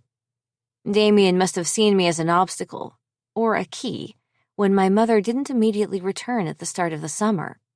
That was why he'd tried to force me to move in with his son. As leverage? Maybe. And now that leverage, me, is free. But he's still having Isaac keep an eye on me. What for? I shake my head. Whatever the reason, doesn't matter. What does, however, is that this opens a door. There's a simple solution to this whole issue. All I need to do is make Damien Ikari give up on my mother, and what better way to do that than go after his son the way, I have no doubt, he's planning on coming after me. So? Avalon's voice makes me jump. Fuck, how the hell does she do that? Make you forget she's there and then surprise you when you least expect it. It's like she somehow manages to mask her own presence, but the second you recall it, it's overwhelming. Figure it out? She asks. I meet her gaze. Yeah, I say. Think I've got it. Her cool, toned eyes slide over mine, and she smiles before holding her hand out to me. Phone, she commands in a tone that brooks no argument. I snort, but reach into my pocket and pull it free, handing it to her anyway. She types something into the screen before handing it back. You've got my number, she says. Call if you want more advice or whatever. I almost laugh as I tuck my phone back into my pocket. Now, she steps back towards the door. Let's go grab a beer and wait for the guys to make their own plans. I'm not 21, I point out. Avalon throws her head back, her long black hair flying around her face as she roars with hilarity. I blink at the motion, and when she's done, she bends over, wiping beneath her dry eyes as if I really almost made her cry tears of laughter. Shit, neither am I, she says. Why do you think I brought Dean? He's gonna buy us a beer. Let's go. I let her reach out this time and take my wrist in her grasp. Although small and feminine as it is, it feels like steel, strength, and something else that I hope like fuck I've got in me too. I like this girl, I realize. A hell of a lot. 6. Isaac. She knows. She has to know. It's the only excuse. It's either that or something I don't even want to think about. Regardless of what she does or doesn't know, Aurora Summers is watching me. The same way I'm watching her, with suspicion and some unnamed emotion that's digging into my head, making me curious. Curiosity is dangerous. I can't even say that I don't like it either. I do. I like her eyes on me. I like her attention, and I find that I want more of it. She is, quite possibly, the least boring chick I've seen or met in a long while, and having her focus on me as much as mine is on her gives me a heady feeling. Like I just smoked a shit ton of weed, and every muscle in my body has finally released the tension I've spent years building up. Maybe this will be fun, breaking the girl my father thinks he can use. She's in this class too? Paris leans forward over the back of my seat from the row behind me. Yeah, she is. Of the 7 courses I'm taking this semester, she's in at least 4 of them. Statistics 101, Psych 103, Business Admin 100, and now this one, Art Theory and History 200. It's a throwaway class to me, an elective, but to her, I know it's required because she's in the fine arts department. Why? What could she do with a fine arts degree? Most chicks are in this for the potential of meeting their husbands. Find that rich upper-class guy that fits what daddy and mommy dearest want for their precious, innocent little girls. It's laughable. Most girls these days are far from innocent. Throw a little money into their background and they're even worse than the guys. Sex, drugs, parties. They like it all. There is no difference between good girls and bad girls. Good girls are just bad girls who haven't been caught. All except for Aurora Summers, it seems. From what I can tell, she doesn't party. She doesn't do drugs. She doesn't have sex. But one of her roommates does. Celine Reynolds is exactly the type of girl I expected Aurora Summers to be. Beautiful, though a little empty-headed. Easily influenced by her friends with likes similar to other girls of her class and age. I thought Aurora would be easy to get to, but in the last week she's done little more than watch me in the same way I watch her. Paris pokes me in the back. "Who's the other one?" he demands. My eyes go to the girl at her side and I frown. Her roommate, I inform him. The one I don't like. Celine will be easy to use, but this one, Helen Argos, is far more difficult. I don't even know how to use her. She's quiet, and she's almost always at Aurora's side.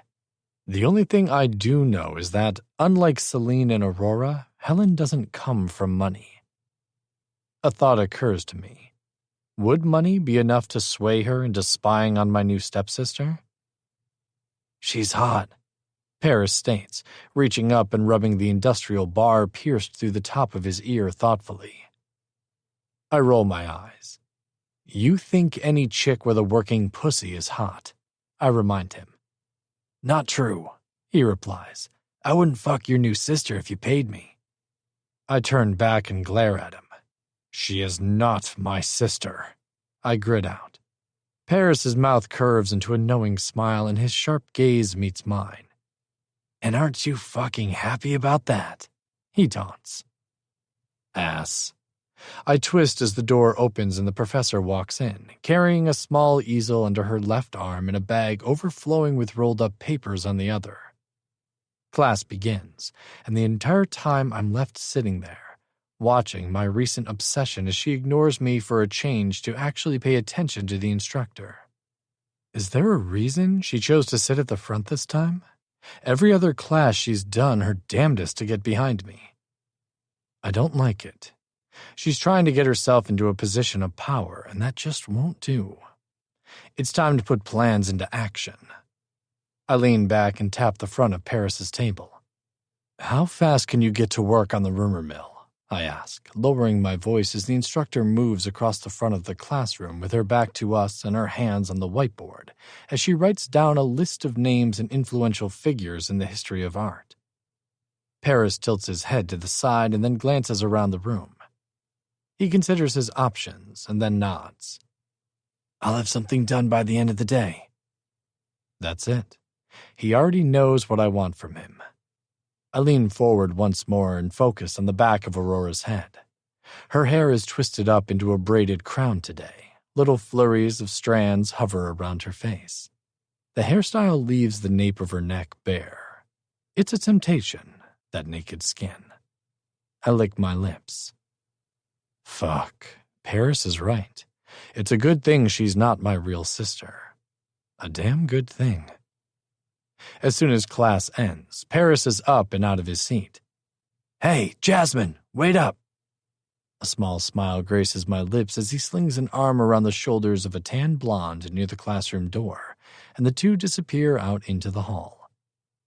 Jasmine Thomas is one of the most gossipy girls on campus. She's a good choice to start in on ruining Aurora Summer's reputation. My phone buzzes in my pocket, and I pull it out, scowling at the name on the screen. Briefly, I debate not answering, but I know that'll only make him suspicious. I hit the green button with more aggression than necessary. Isaac. My father doesn't even bother with the formalities of a greeting. What's the girl up to? He demands. I blow out a breath, gather my bag, and stride down the classroom steps, heading for the hallway. She's attending classes like any average college girl, I state. And her brother? There's a rumor going around school that he'll be transferring to East Point soon. There's a beat of silence on the other end, and then a low chuckle. I don't rely on rumors, son, he says. Find out if it's true and then get back to me. The call dies. My grip tightens against the phone hard enough that the plastic creaks. Only then do I loosen my hold ever so slightly. Keeping my father informed on the actions of Marcus and Aurora Summers is not on my list of priorities. But I know if I don't report back, even while he's supposed to be seducing their mother in Italy, the second he's back, my ass will be in the fire. I can't wait until he fucking croaks, or better yet, I can't wait until he realizes that all he's done is lead himself into a grave of his own making. Before I can forget, I pull up my phone again, and instead of placing a call, I go to the browser and enter an email address into the incognito tab. I type out a quick message, hit send, and then delete the history for the last 2 weeks as I've done each time I've contacted this email. It won't keep my father from finding the information he wants if he really digs deep enough, but for now, it'll do. After all, it's not like he really expects betrayal from his own son. With that done, I shove my phone back into my pocket and heft my bag higher as I stride across campus to the student union. Rumors are one way to irritate Aurora Summers, but it's only one stop in my plan to completely wreck her. This is all about power, and right now she needs to understand that I am the one with the majority of it. I enter the library and take the stairs 2 at a time until I reach the 3rd floor study rooms.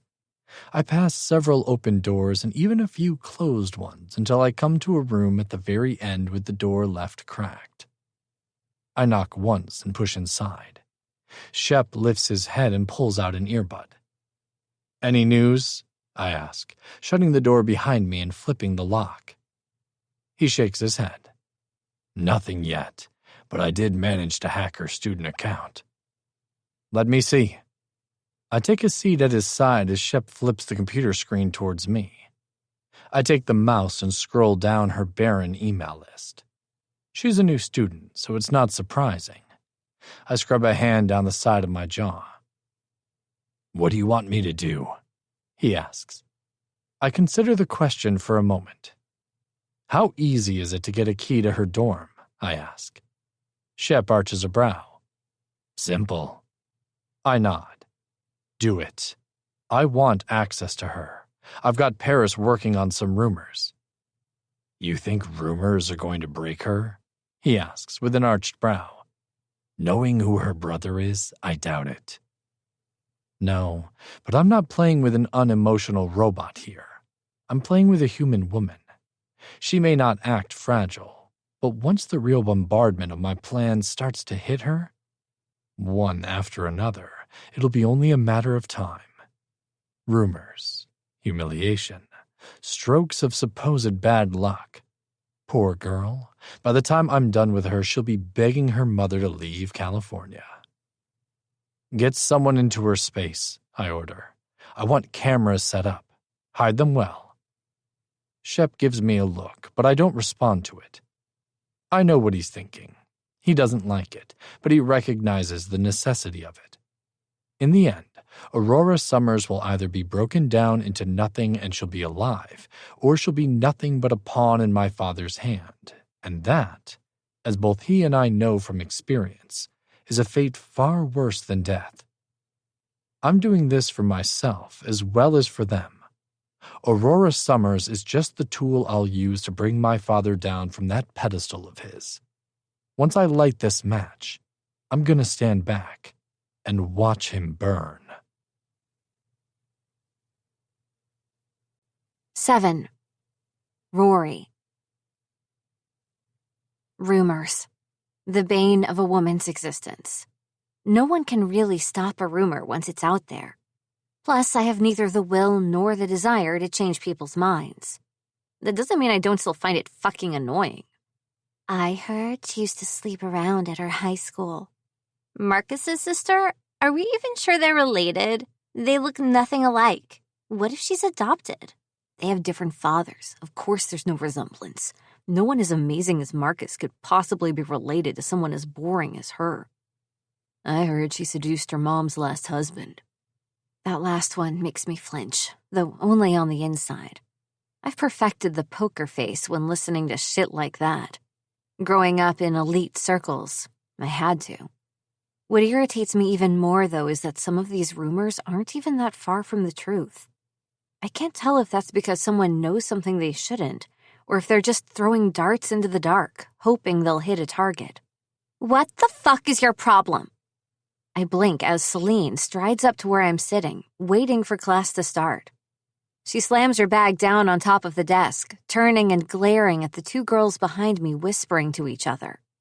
Well, fake whispering. I know from the tone they're using that they're not actually trying to mask their gossiping. It's almost like they want me to hear what they're saying. Maybe to see if they get a reaction from me, one I initially didn't have any intention of giving them. What? One girl pipes back as Celine continues to glare at them. You don't know shit about shit, she snaps, so keep your big flapping lips shut and mind your own fucking business, bitch. Who the hell do you think you... I turn, locking my hand around the back of my chair and pivot until I'm facing them. The girl talking is a tall brunette with freckles across her massive nose. She blinks at me as I stare her down. Go on, I say. Finish what you were saying. I'm listening. Red stains her cheeks and she swivels away, gathering up her things as she and her friend hurriedly begin to move seats. Bitch, I hear the other girl mutter as they hastily move across the room to a new pair of seats before class can start. I arch a brow. Oh, sure, I'm the bitch because I called them out for gossiping about me right behind my back. I sigh and turn back to Celine, only to realize the target of her irritation has shifted. To me. If you've been listening to those two talk shit since you've been here, you should have said something sooner, she snaps. I don't care what they have to say, I reply with an offhanded wave, hoping she'll drop it. I don't know them and they don't know me. She doesn't drop it. That doesn't matter, Rory, she huffs as she tosses her bag into the seat next to me. Rumors aren't good. They're just words, I remind her. And words can precede you, she says. They can ruin a reputation. She takes her seat and I sigh. I'm not like you, Celine, I say. I don't need to worry about my image to be able to make it work. You're in the limelight half of the time when you're not at school. I'm just the daughter of a socialite. Nothing special. Not all rich people are famous. Yeah, you're right, she says, blowing out a breath. I just hate hearing people talk shit in general. I think I get enough of that from the magazines and ROTC. I'm actually surprised they feel confident enough to say anything, though. What with Marcus going to this school, too. He's pretty respected here. I wince and face forward, biting down on my lower lip. The one time I'm hoping she doesn't notice, however, is of course the one time she does. What's with the face? Celine demands. What face? There's no face, I lie. There is so totally a face, she snaps. What aren't you telling me? I grimace. It's nothing major, I start. It's just that Marcus is transferring to East Point University. I lower my voice on that last bit, hoping to just gloss over it. Not sure what I expected, to be honest. Maybe an, "Oh, really? That sucks. Sorry, Rory." Or maybe a, "That's not a big deal, Rory. Don't worry about it." What do I get, though? I get the dramatics. "What?" Celine's voice takes on another several octaves. "When were you going to tell me?" "Well, I was hoping you'd say it wasn't a big deal." "Not a big deal?" Celine gapes at me in horror. "Marcus is supposed to be here.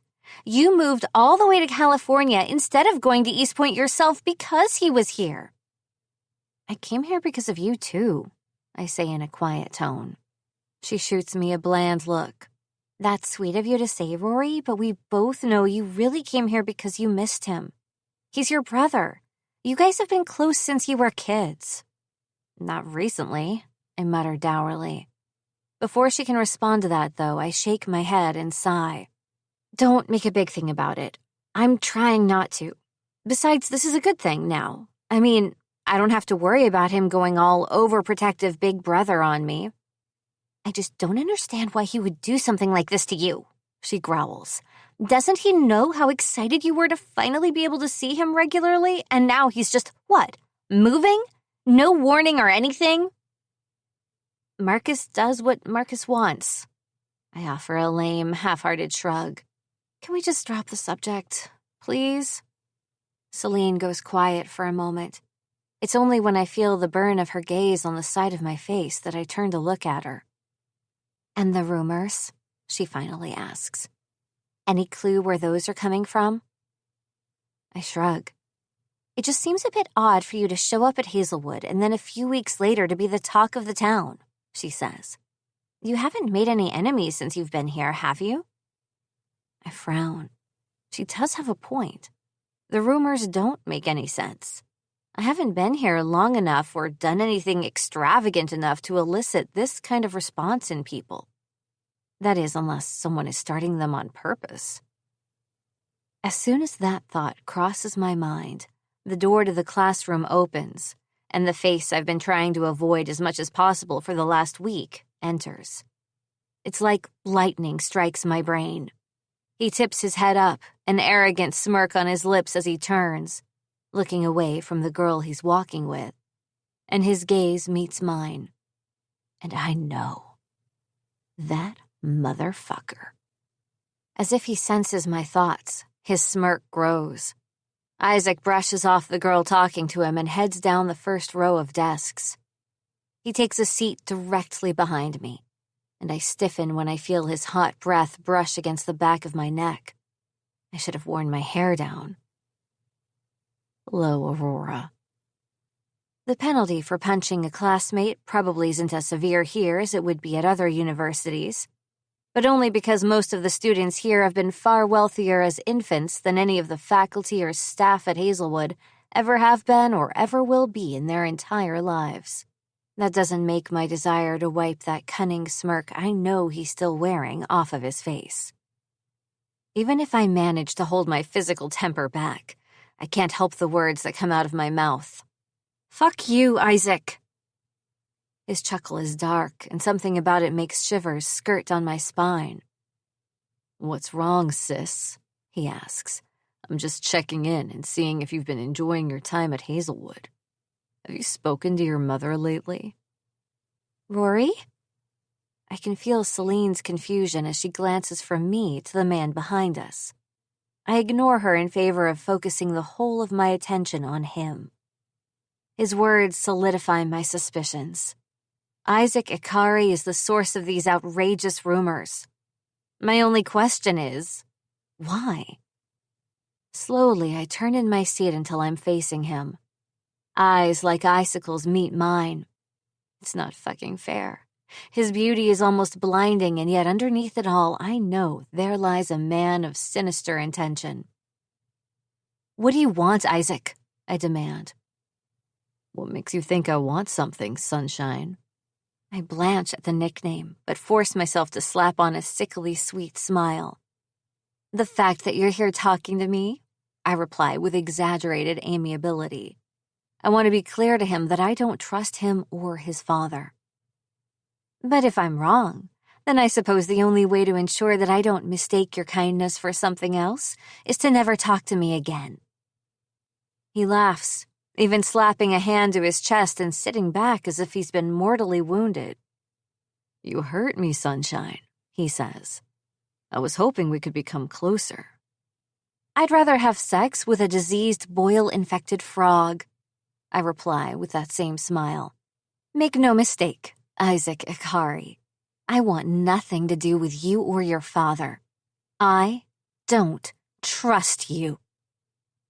He arches a brow, and I can tell by the way his laughter drifts off, and he sits forward, keeping his eyes locked with mine. Then my actions have done the exact opposite of what I'd wished for. I've interested him. He's not even sparing Celine a glance, which is a shock enough. I'm not ugly, but Celine is a budding actress who's also landed more than one modeling contract in her search for fame alongside her parents. She's gorgeous, and he's acting like the only two people who exist in this room are him and me. That, too, is a red flag. In fact, everything about him is one giant red flag. What makes you think I care if you trust me, Aurora? Isaac asks. I hate the way he says my name. He doesn't shorten it like I prefer, but says the whole thing as if every syllable is important and nothing can be overlooked.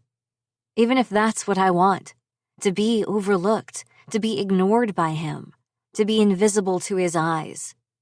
Isaac Ikari is clearly a man who sets his mind to things quickly and once they're in his sights, permanently. I can't possibly say what, I reply, but I think we both know that the marriage between our parents won't last. My mother is on her 4th marriage in the last 2 decades. I can't imagine your father is a man who cares for his wife being so free with her feelings. He tisks. So cruel, he comments, and to your own mother, no less. Something tells me, though, that he cares even less for his father. I may dislike my mother in many instances, but I still love her. I'm just honest about who she is as a person, and Amelia Summers is rarely a person who I actually like. As I stare back into Isaac's cold gaze, though, I know that it's not dislike for his father I'm seeing, but actual hatred, pure and true. The only thing that disrupts the moment is the classroom door opening, and our psychology professor's booming voice as he enters, already halfway into a sentence and chattering on about today's lesson. 10 minutes late, no less. I turn away from Isaac and spend the rest of the class with the knowledge that his focus is squarely on me, burning into the back of my head. If there was any doubt before that he was the person behind these crazy rumors, the fact that he approached me today shreds through them. Fine, I think. If he wants to play games, I can play along. After all, I'm not one to back down from a challenge. Never have been and never will be. As Isaac Ikari will soon learn. 8. Isaac. I'm in trouble. Or rather, I've looked trouble square in the face and I challenged her. A few rumors are nothing but splashing rocks against the surface of her pool. I take the library stairs 2 at a time until I meet the 3rd-floor study rooms, and just like last time, I find Shep at the very end with the door slightly open. I push inside, closing the door behind me and locking it. Update, I grit out. The cameras are live, he replies without looking up from his computer. I move around the table and slide into the seat next to him. He turns the screen towards me. We went with just 2 cameras, he says, pointing at each one as he explains. One at the front of her door to see who's coming and going, one inside that encompasses the room. What about her roommates' rooms? I demand. Or the common areas?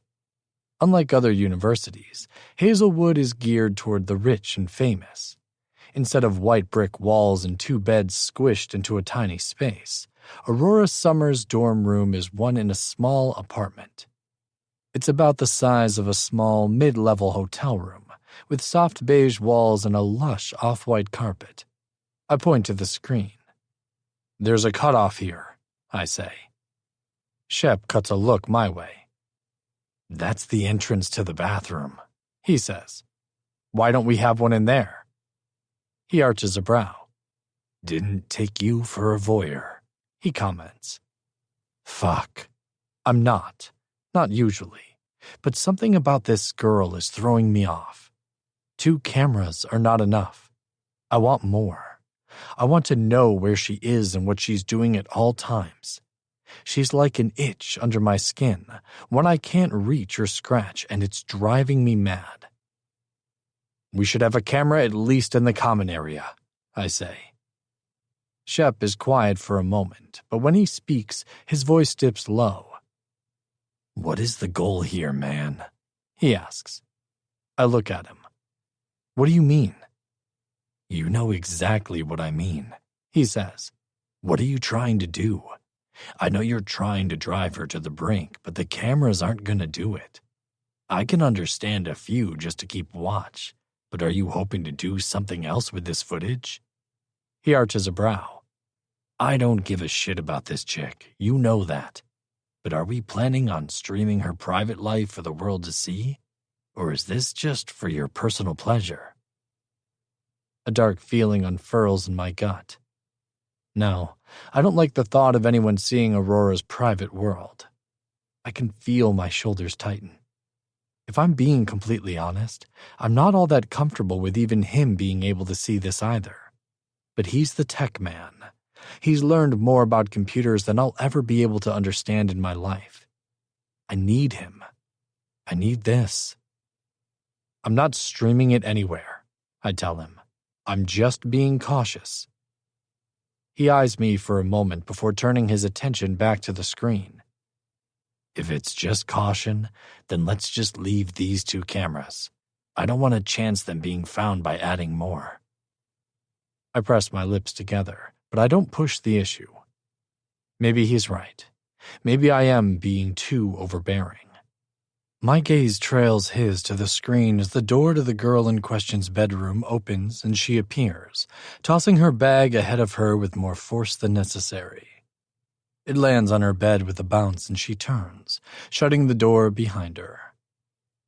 "Is there audio?" I ask. He nods, leaning over the keyboard for a brief moment. Shep hits a few buttons and then lifts a set of headphones I hadn't noticed before, passing them to me. I slide them into place and already I can hear her curses. "Fucking asshole! Who the fuck does he think he is?" She growls in frustration and shoves her hands through her long hair, pushing the liquid red gold strands back. On the screen, her face cuts a striking image. Big, wide, light brown eyes, a smattering of freckles across the bridge of her petite nose, and long eyelashes throwing shadows down her bone structure. I lean forward, watching her as she paces back and forth across the room and then finally sinks into the cushy chair in front of her desk and groans. A knock sounds on her door and it pops open. The girl from earlier, Celine, steps inside, holding up 2 dresses on hangers. "Hey, I'm picking my outfit for the Gods and Goddesses party this coming weekend. Which dress do you think I should go with?" Ugh, girl shit. I sit back again and let my mind drift as I listen to the 2 of them talk. At least I know she's irritated by me. She has to know the rumors are my doing. Well, Paris's, really. I know this won't be enough to drive her to the edge, though. What else can I do? What more is there? I slip the headphones off and toss them to the desk before scrubbing a hand down my face. "Problem?" Shep asks. "No," I say. "They're just talking about that stupid god party or whatever." I bend over and set my elbows on my knees, steepling my fingers together and resting my chin there. "You seem upset," Shep points out. "I'm not. I am. I'm just trying to figure out what to do next. I'm just trying to understand this strange girl and what her weak point would be. The best friends are a weak point, but going after them too soon could backfire. I don't have to be the one to do it, though. I sit up. Are we going to that party? I ask. Shep shrugs. Can, he replies. We're invited. Of course we are. There's a standing invitation on this campus for us. We're legacies, after all. Call Paris. Tell him to meet us there. You know it's a mask thing, right? Shep quirks a brow my way. Required. No one gets in without one. I groan. Fuck. Fine, I'll get one. Make sure to be there. If Aurora and Celine are going, then there's no doubt they'll drag their third friend along, and a party is the perfect chance for Paris to make his move on her. He won't mind, after all. I saw how he was eyeing her in front of the coffee shop at the start of school. He may say Celine is hot, but Helen Argos is the one he's truly attracted to. I pull my phone out and send him a quick text anyway, just to make sure. I rarely ask him for favors, but he knows I'd cut myself open to help him if necessary. Same as I would for Shep. As soon as I get the affirmative text back, I've got the game plan running circles in my head. It's nothing but a countdown now. Sunshine Girl's days are numbered. Friends are weaknesses and strengths. It's just too bad for Aurora Summers that she doesn't know how to make use of hers. 9. Rory. I stare into the mirror of Hell's bathroom and finish brushing on another swipe of gold highlight along my cheekbone. I rarely go for an excessive amount of makeup, but every once in a while, I like it. Because sometimes, makeup isn't just a way to make a girl feel pretty. Sometimes it makes a girl feel powerful.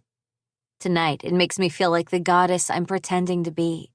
Beautiful, ethereal, dangerous. I smile at my reflection. I look like a completely different person. Gold glitter covers the upper half of my face, from just above my eyebrows to halfway down my cheeks. My lips are plumped and painted in a shimmery light pink. The nearly white blonde wig that is braided into a crown at the top of my head is frighteningly realistic, with a few wispy curls falling against my neck. And with the white, floor-length Grecian dress, I look like I really have transformed into a goddess of the night. Or rather, dawn. A high-pitched whistle reaches my ears, and I turn, meeting Celine's gaze as she looks me up and down. "Damn, girl, you look good," she says. I laugh at the baby pink dress she's wearing. Even though it's Grecian style like mine, someone has obviously adjusted it to look more modern. Instead of being floor-length, it's cut to just at her thighs with thick gold ropes hanging around her waist to emphasize her hourglass shape. Next to her, Hel looks ready to be going anywhere but to a college party. In lieu of a dress, she's wearing cut black pleather pants that mold to her shape and a matching lace bralette.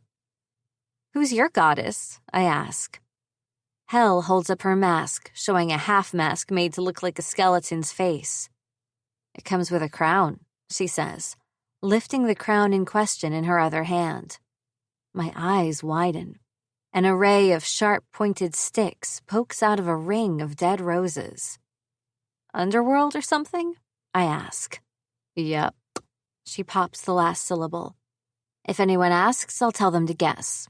But I was thinking, Hel, Norse goddess of death."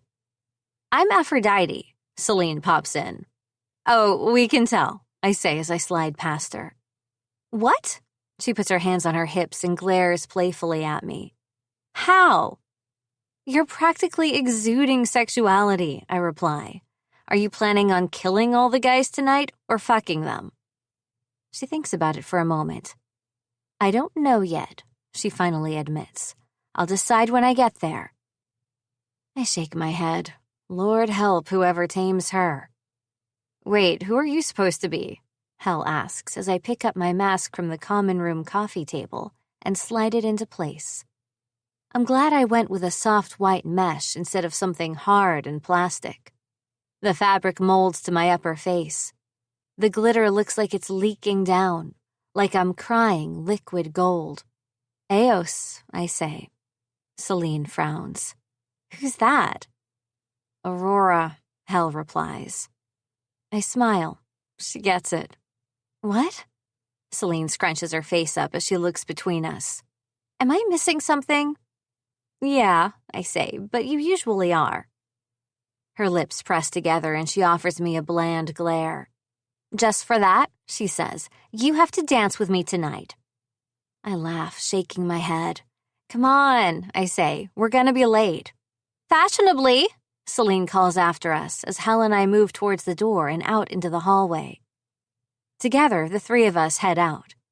Half an hour later, the town car Celine called pulls up in front of a luxurious mansion with large Roman pillars spanning the front of the building. Lights twinkle and glitter from all directions. The difference between this place and the bar Marcus had taken me to is like night and day.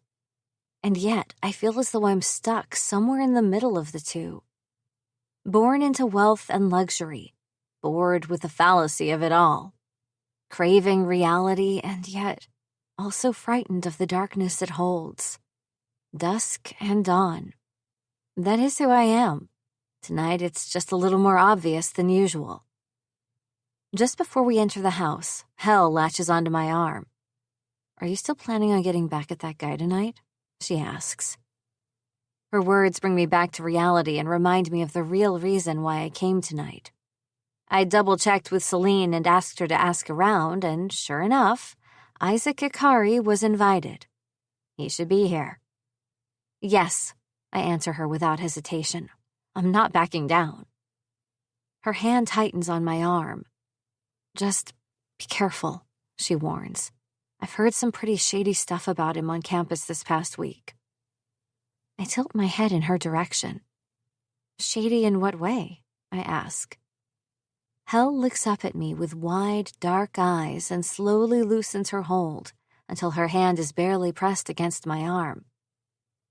I heard that the Ikari head is involved with organized crime, she says on a low breath, barely loud enough for me to hear over the chatter of people and music inside the house. There's concern in her gaze. I reach over and clasp her fingers with mine. Even if that's true, nothing will happen to me here, I assure her. Don't worry. Yeah, she says without much confidence in her voice. The second I stop worrying about you is the second I start acting like Celine. Almost as if to prove the ridiculousness of that statement, Celine squeals as she pushes through a crowd of people and dives headfirst into the dance floor. Thankfully, she's left me alone, having forgotten her threat before we left. I smile regardless, watching as she makes quick friends and an attractive man with a bare chest and animal mask starts grinding against her back. I wait for a moment to see if she needs help, but she turns and grins at him, putting her own hand against his six-pack as she grinds right back. The second you turn into a Celine clone, I reply to Hel, is when the world ends. She harumphs in reply, but I know she agrees. They love each other, mostly because when the rest of Celine's family had scorned Hel's stepfather for marrying her mother, she'd welcomed her with open arms. Still, they've always been, and always will be, two completely different people. I'm gonna go grab a drink, she says. You want anything? I shake my head. You're gonna be okay on your own for a while? I ask instead. I'm probably going to head off. In search of my target, but I don't voice that last bit aloud. Not that I need to. She narrows her eyes on me. I've got my phone on vibrate in my bra, she tells me. Call or text if you need me. I'll feel it. I tilt my head down in acknowledgement before watching her disappear into the crowd, her dark, slender figure only overshadowed by the black crown of sticks and roses on her head as she takes off. And just like that, as soon as she's gone, the crowd around me converges. Like sharks smelling blood in the water, the moment I'm caught alone without a buffer, I feel a hand slide around my waist, and I'm jerked roughly against a hard chest. Irritation flares to life as hot, unwelcome breath hits my ear. Hey there, a deep, masculine voice says. Anyone ever told you that you look like a fallen angel? I don't even bother with a response. Instead, I reach around, latching onto two of his fingers and turning the opposite way out of his grasp until he's gasping in pain and half bent over when I tuck his thumb against his back. "Anyone ever tell you that you need to keep your hands to yourself?" I ask sweetly before shoving him forward into a group of guys watching with amusement. One of them blocks the asshole from falling immediately as he lands against him, but the guy that catches him surprises me. When I expect him to help his friend up, he instead looks down and steps to the side, quirking his lips as the guy I just shoved falls the rest of the way, landing on his ass with a stunned expression. Then, as if there's not a 200-something-pound dude cursing up a storm as he crawls up from the floor, the guy standing across from me puts his hands in his pockets and looks at me. Like everyone else here, he's dressed for the theme. His wide shoulders are covered in a billowy white pirate shirt, and his pants are a worn brown suede. He looks like a farmer or country boy with the halo of light brown, almost blonde curls on his head. But the eyes staring back at me through the plain black mask are anything but innocent. They're downright sinful. "Did you have to hurt him like that?" he asks. And I stiffen because the second he opens his mouth, I recognize his voice, and I can't believe my fucking luck. "He was just shooting his shot." "Yeah?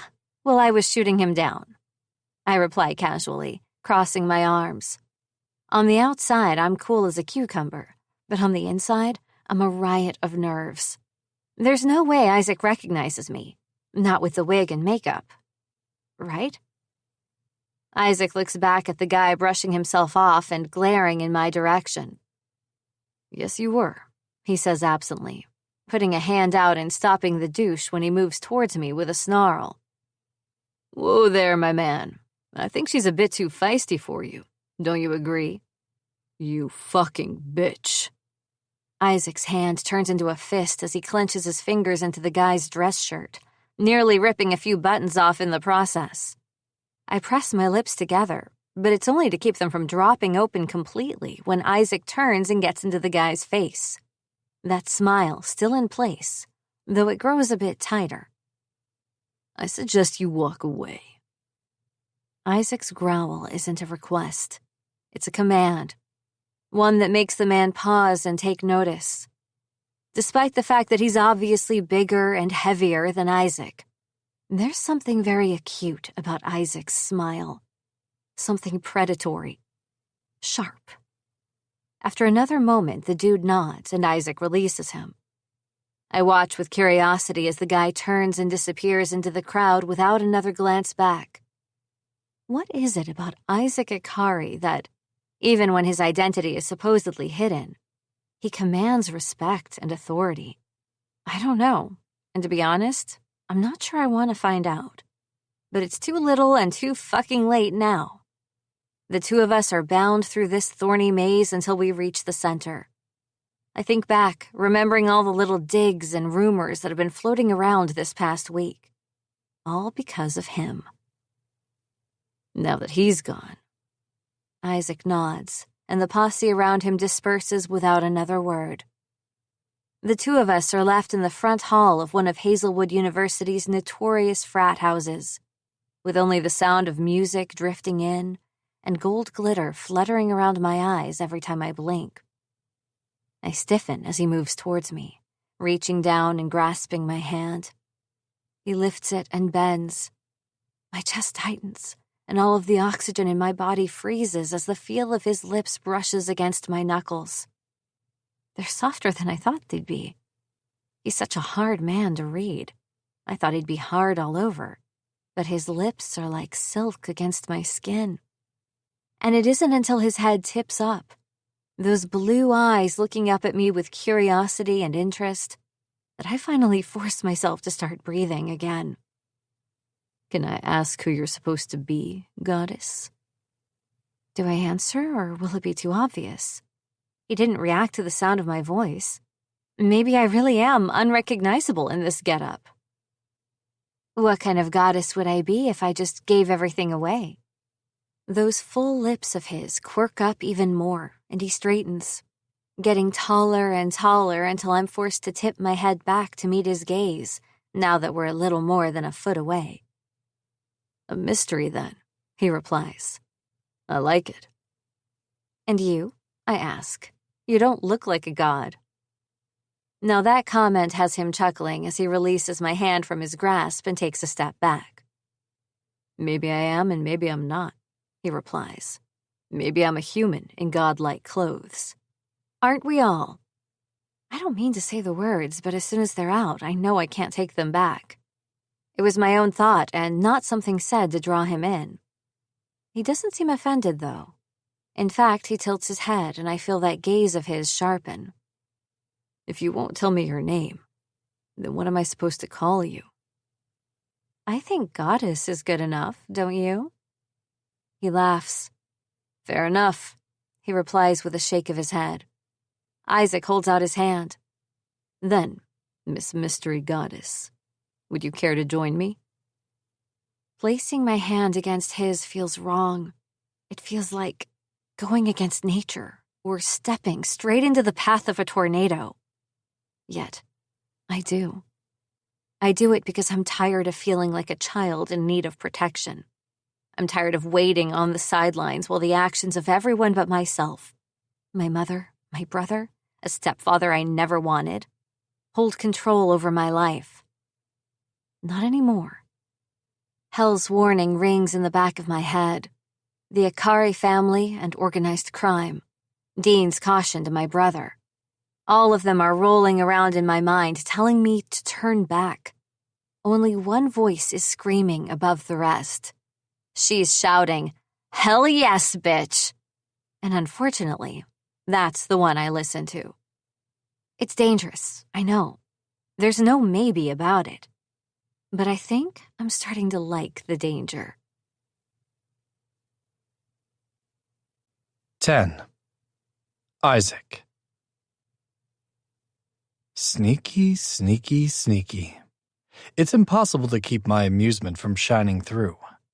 Does she really think that she's hidden under half a pound of makeup and a wig? It's a beautiful look for her, I'll grant her that much. But eyes are like windows to the soul, and I knew exactly who she was the second she looked up at me. She can wear all the gold she wants, and exude her confidence behind that pretty little mask, but nothing can hide those eyes of hers. Eyes like dark honey. Rich. Cunning. Tempting. What is she planning? She has to know who I am. Or maybe she doesn't. I can't quite say what would be more intriguing. I have to hand it to the girl, though. Tonight she has me spellbound. I'm still debating on whether or not I should let her take the lead. I want to see where she'll steer us. I want to see what her angle is. Because there's no doubt in my mind that she has one. I hope like fuck she's planning something naughty, even if that means she doesn't know who she's doing it with. I'm hungry. Not for food, not for drink, but for her. After the fiasco with Javi, one of the fresh blockheads for Hazelwood's defensive line, I lead Aurora out of the main portion of the party and towards the back veranda. "Drink?" I ask as we stop by the bar on the way out, where a stone-faced man in a tux and a black mask stands, waiting for orders. "Tequila sunrise," she says. The man doesn't even bother asking for identification. No one cares when money buys silence as easily as liquor. Minutes later, with her glass in hand and a beer in mine, I head towards the staircase leading into the backyard, and she follows. It's quieter on the back lawn, further from the party than anyone else likely would have been comfortable with. Not her, though. I bet she's thinking that she's gotten a golden opportunity. Me and her, alone. I find a stone table beneath an open umbrella at the entrance to a large hedge maze and take a seat. I sit back and tip my beer up, swallowing down a mouthful. Let the games begin. It's time to see what she's made of. "What should I call you?" she finally asks, choosing her words carefully. I lean my head to one side, watching her through the holes in my mask.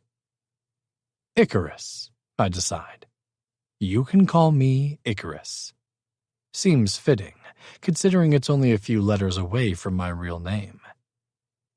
Icarus isn't a god, she points out. True, I agree readily, but I don't need godly powers to please you, goddess. Oh, really? The slight eye roll she gives me is amusing rather than irritating. Well, be careful there, Icarus, or you might just find yourself burning alive. Maybe you're better off impersonating an actual god. The idea of burning doesn't scare me, I say. Besides, what makes a god, I ask. Power? She tips her own glass up against her lips, and when she lowers it, that little pink tongue of hers flicks out and licks a drop of orange juice off the rim. The fabric across my lap tightens. You could say it's power, she says, but if that were the case, then you would be a god, wouldn't you? The god of Hazelwood University? I ask. Yeah, she definitely knows it's me. I doubt she'd say that about anyone else. I hum in the back of my throat, my lips twitching in amusement. I can't say I don't like the sound of that. She laughs, and it's like ringing bells in my ears. You're a man. Of course you like the sound of that. What makes a goddess a goddess? I challenge instead, switching gears as I lean forward and set my half-finished beer on the table. I steeple my fingers together and regard her with seriousness.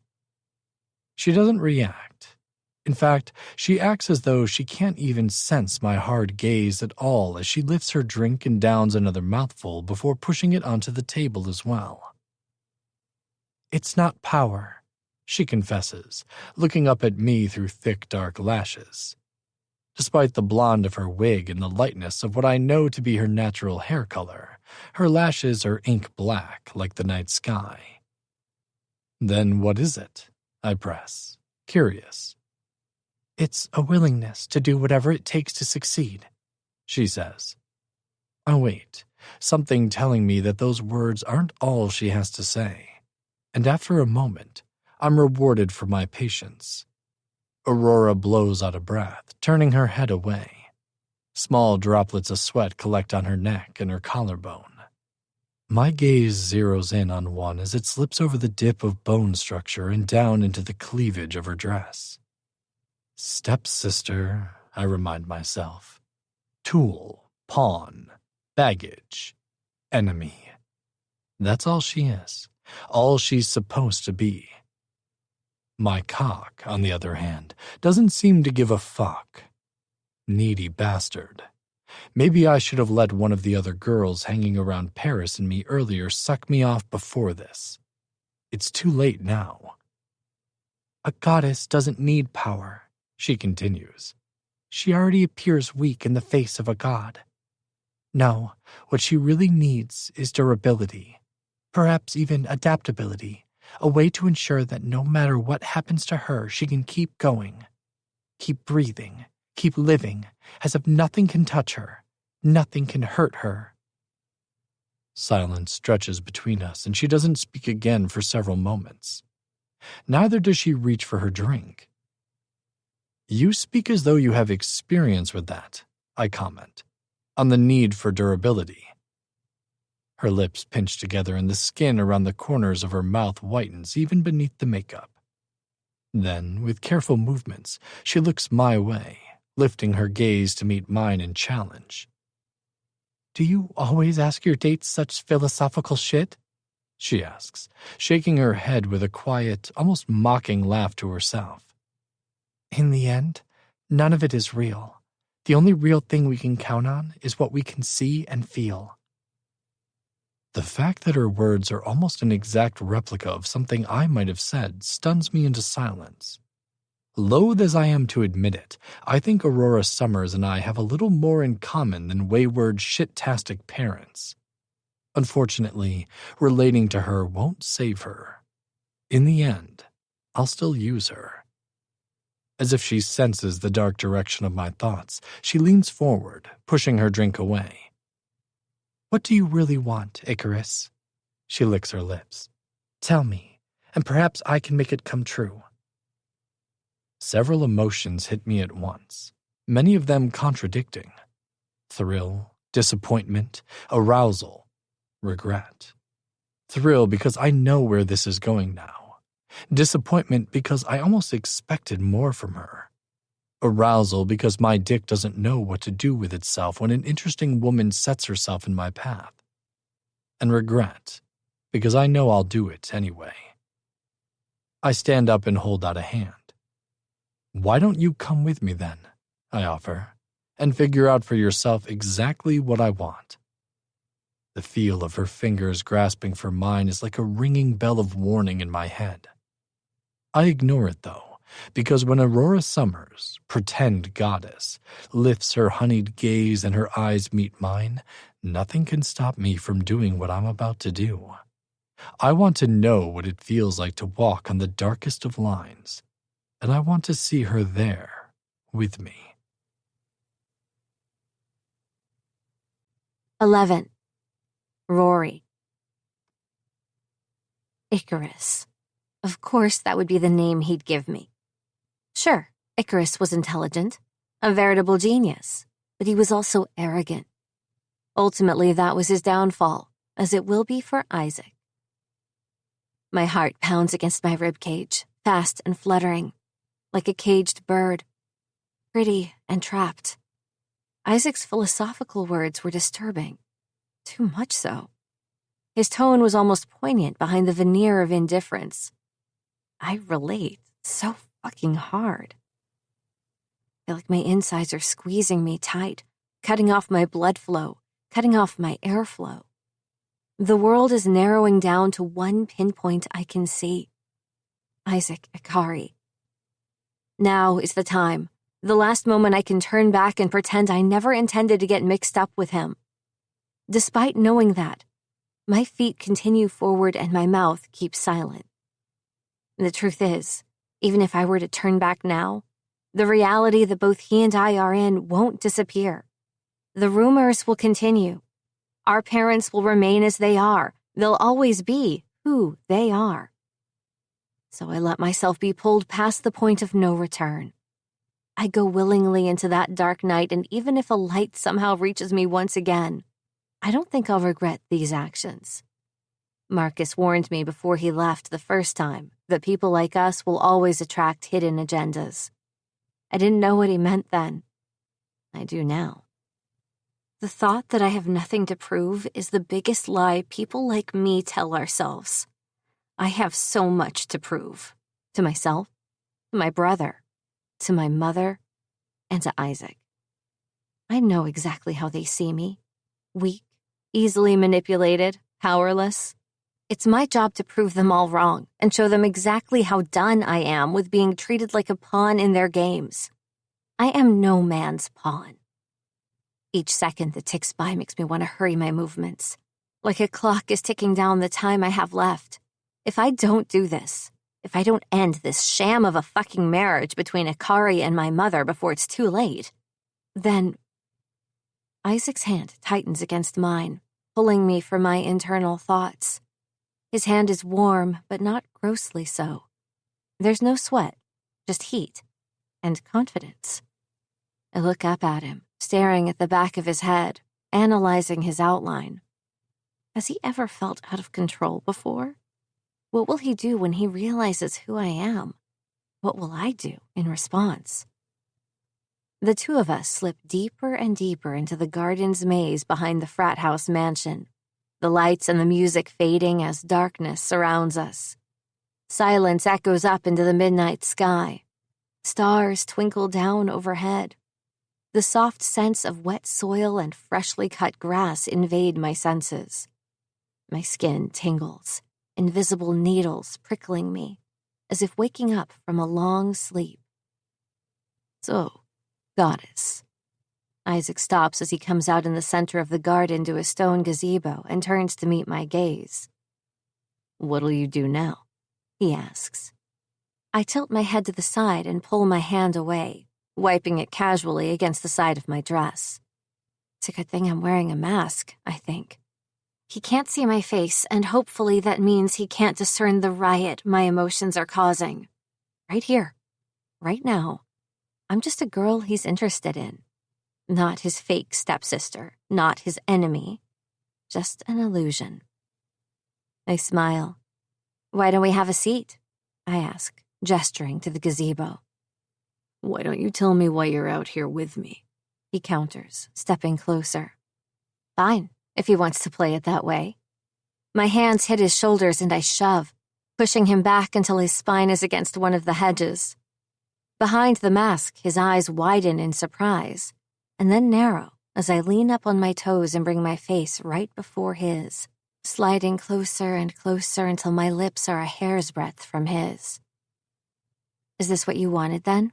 I ask, smiling when he stiffens. Not just his shoulders, but something down below as well. What do you know?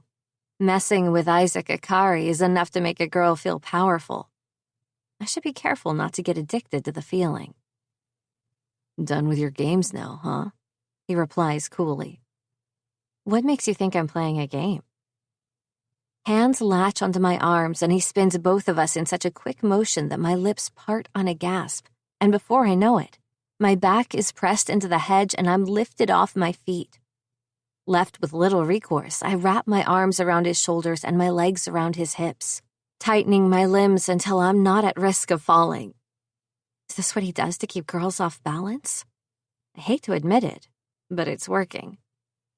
His chuckle vibrates against my whole frame.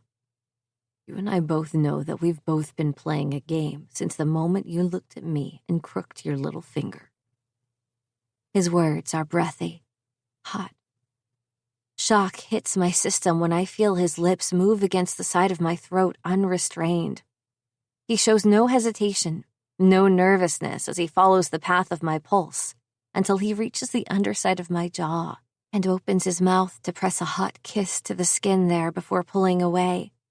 My thighs tremble and my insides tighten. I need to get to my phone inside my bra before he realizes it's there. Releasing his shoulders, I push his upper body back and debate for a brief moment on how to pull this off. What's wrong? He asks. Nothing, I say quickly. It's just, I think my dress is a little too tight. When in doubt, go naked. It's not like I've never been naked in front of a guy before. Just not with the intention to seduce and destroy. Matahari, I am not, but I pray it works. His lips twitch. Does a goddess reveal her secrets that easily, then? I lift my head and regard him curiously. On the outside, it's a simple, teasing question, but I know there's a reason for it. It almost sounds like he's disappointed. Almost as if he'd expected something different from me. What else could he have thought, though? I'm not a mind reader, and even if I was, something tells me Isaac Ikari wouldn't be so easy to understand. I didn't say I was taking it off, I say quietly. It's tight. I just need to adjust it. Unless you were expecting something else? His head jerks back. You. He stops, lips parted, and for a long moment just stares back at me. The two of us are locked in what can only be considered a battle of wills. Who will crack first? Moments later, I have my answer. Isaac's strong arms release me and he slowly lets me slide down his front so that I feel every hard inch of him. He takes 2 careful steps away and then turns his back to me. Hurry up. The words are said through gritted teeth, a testament to the desires he's shoving down, all because I told him I wanted to fix my dress. With a sharp inhale, I reach into my inner cup and pull out my cell phone. Turning quickly, I shove it into the hedge, adjusting the height as much as I can so it can span the two of us. A small kernel of regret pierces me, but as quickly as it came, it fades away again. Even if this isn't what I want to do, it's what I have to do. No sooner have I shoved the phone into place, flicked the camera light off, and hit start on the record button, than Isaac turns towards me. I jump as he reaches up and rips his mask off, tossing it away before he moves for me. Now there's no more facade. Not from him, at least. He's there in all of his Isaac Ikari beauty. I'm back in his arms in a split second, being lifted against a strong chest as my feet leave the ground. With an arm beneath my ass, he keeps me pressed as close to him as physically possible. "You didn't take off your dress," he murmurs as his lips return to their previous position against my neck. The heat he exudes invades once more. "I told you I was just fixing it." I sigh as his tongue traces a path down to my collarbone. "No makeup down here," he says. "What?" I blink, confused by the comment. He lifts his head once more. "I thought you would have dusted makeup all over," he says. "I half expected my mouth to come away tasting like plastic and glitter, but I guess all this silken skin is purely you, isn't it?" Don't know what to say to that, but it's okay because it doesn't seem like he's expecting a response. Isaac's head dips down and he reaches around, fingers finding the zipper at the back of my gown.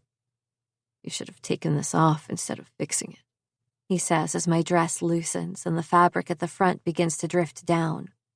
It was a good call to remove the phone. "You wouldn't have been disappointed?"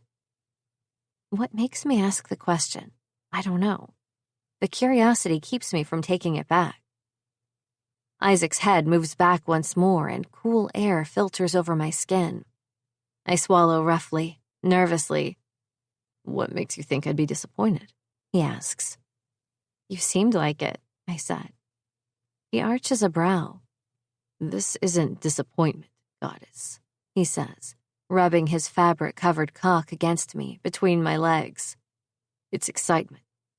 Maybe some of it is, but I'm not that naive. He was on the verge of disappointment. I just don't know why. I bite my bottom lip as his head dips down and his mouth dances between my breasts, igniting a fire inside of me that I haven't felt in a long-ass time.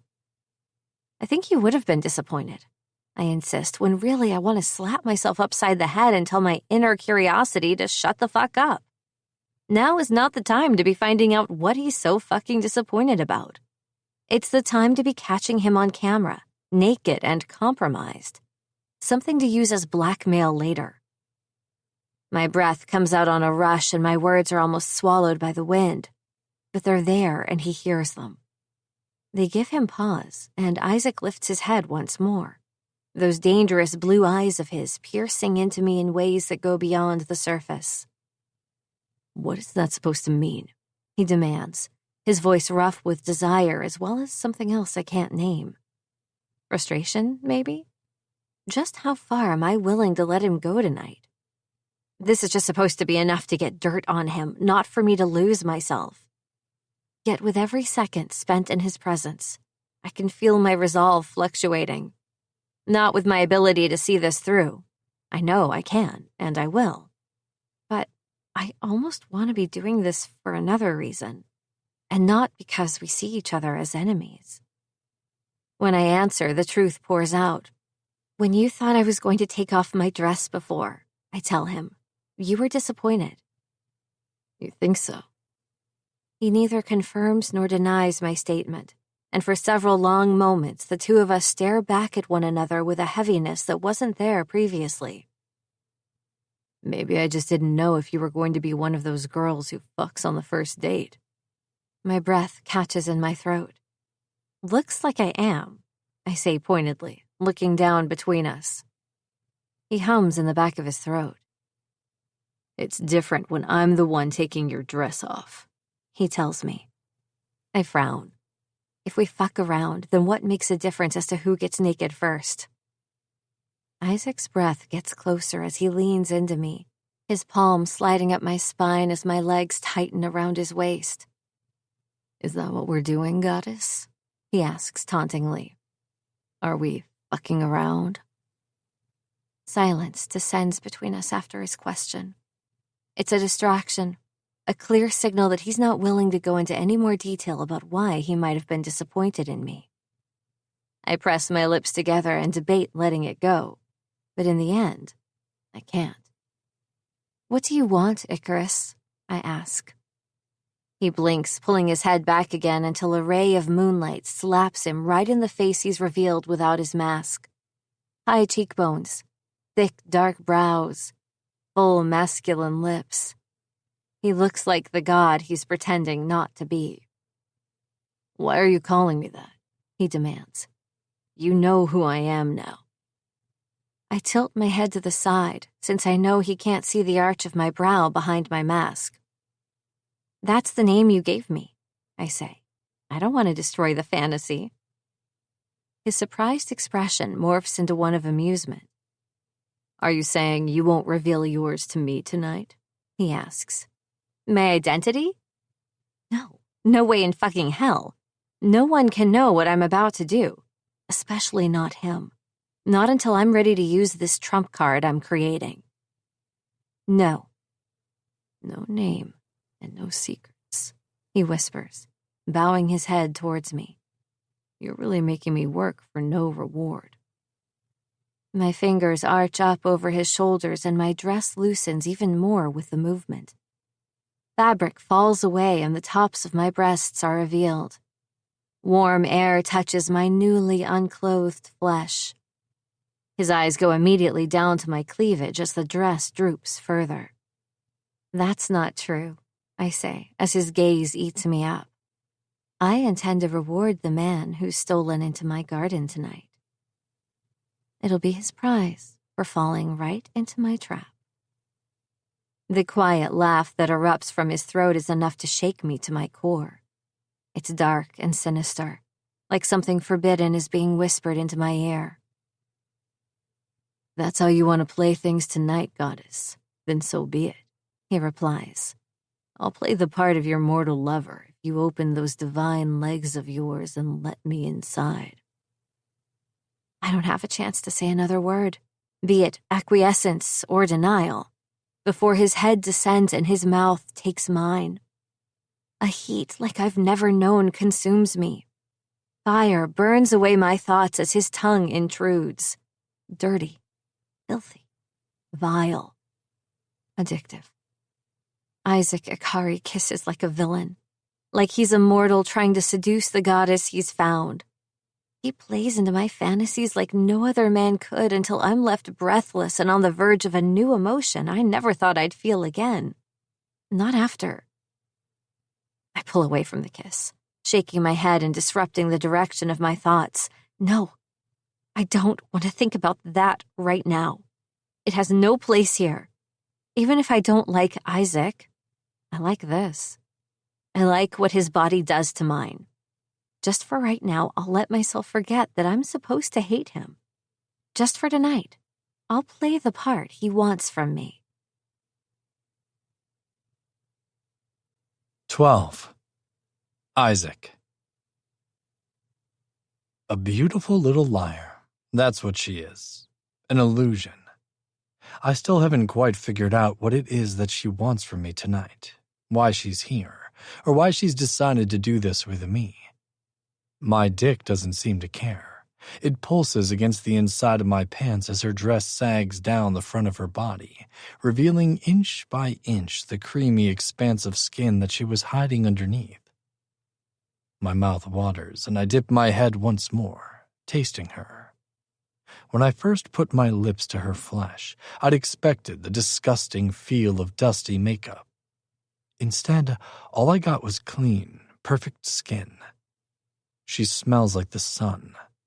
I can't help but take a bite, setting my canines to the column of her throat and sinking deep, digging the blunt edges of my teeth into her until I can feel her whole body stiffen against me, and a small moan escapes her throat. She likes a little bit of pain. My dirty, manipulative goddess. My cock jumps. It's hard enough to keep my desire at bay, but when her nails sink into my shoulders, scoring me even through my shirt, it becomes impossible. I want to feel her all over me. Her flesh is right there, and she's giving it to me. I'm not selfless enough to turn down the ambrosia before me. Damn the fucking consequences, but we can pretend later.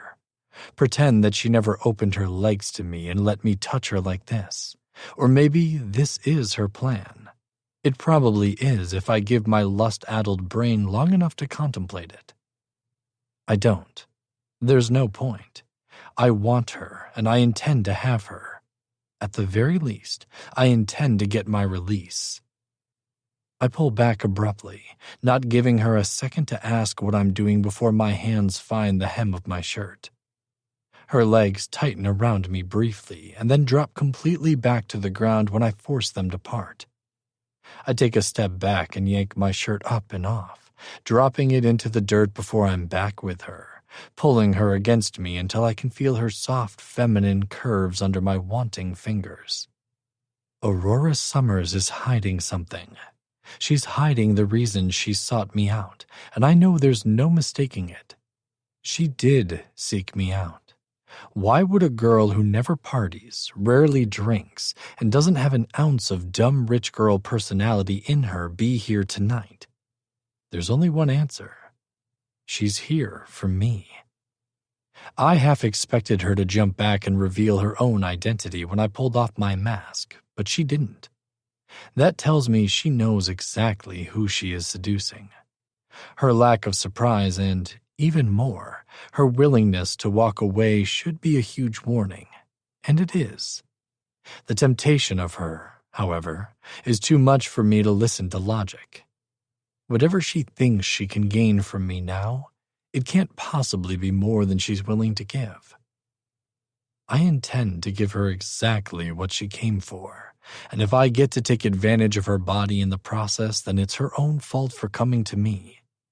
She knows what she's doing. She's stepped into this labyrinth. She should know that there's always a monster at the center waiting to eat all who wander inside.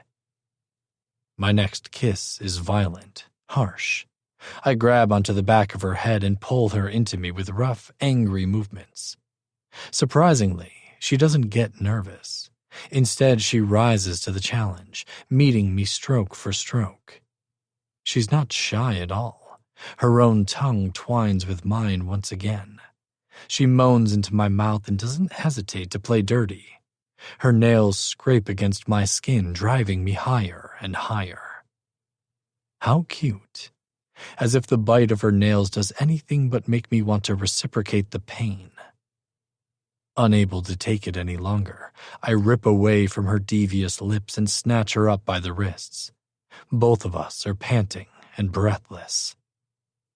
"You want more, goddess?" I inquire. "Yes." The confession is a low whisper that turns into a half moan, as if she doesn't want to actually show how turned on she is. But at the same time, she knows she needs to if she is to get what she wants. A grin graces my lips. "How much more?" I press. "What?" Soft eyes stare at me through her mask, heated and clouded with arousal. I bend down, brushing my lips along her cheek even as I continue to hold her wrists in my hold, transferring both of them to one of my hands. "Is your pussy wet?" Her skin warms next to my face. She stops, tugging lightly at her bound hands. Can't admit how much she wants me? That's okay. I can just check for myself. Why don't I find out for myself? The question is rhetorical, a fact she's obviously aware of because she doesn't respond as my fingers touch her, moving down her front over the fabric. I skip her breasts and she inhales sharply, her head turning slightly in a panicked motion that I ignore. If she wanted out of this, she would say so. Instead, I move down, lifting up the folds of her dress higher and higher until they pile up onto my wrist as I slip my hand between her legs. A groan rumbles inside my chest. "Fuck," I mutter, sliding 2 fingers along the soaked fabric covering her pussy. "You're so hot for me, aren't you? Is this pussy desperate? Do you want something, goddess?" She swallows, tugging at her hands again. "Let go."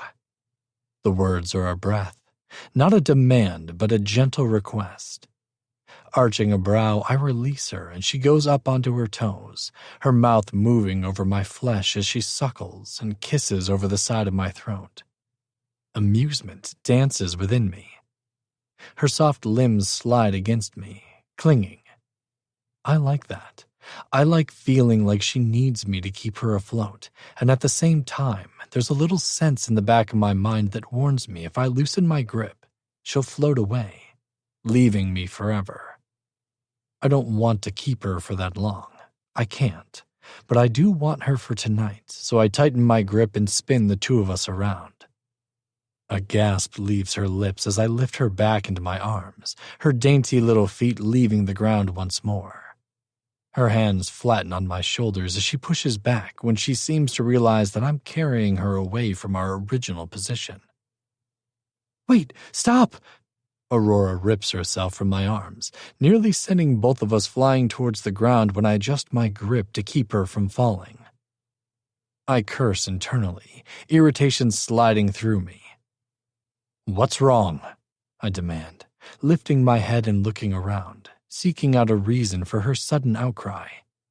I see no one, though, and so my eyes return to her form as she stands before me, adjusting her clothes as a blush stains across her cheeks beneath the gold glitter of her makeup. She looks back the way we came and her expression tightens. I'm not sure what thoughts are going through her head, but her teeth flash white in the darkness as she sinks them into her plump lower lip. Instead of answering me, she seems to be arguing with herself. "Do you want to stop? Please say no. Fuck, God's above. Please tell me you haven't realized what a colossal mistake this is going to be." A moment of silence passes between us, and then she straightens her shoulders and turns back to me.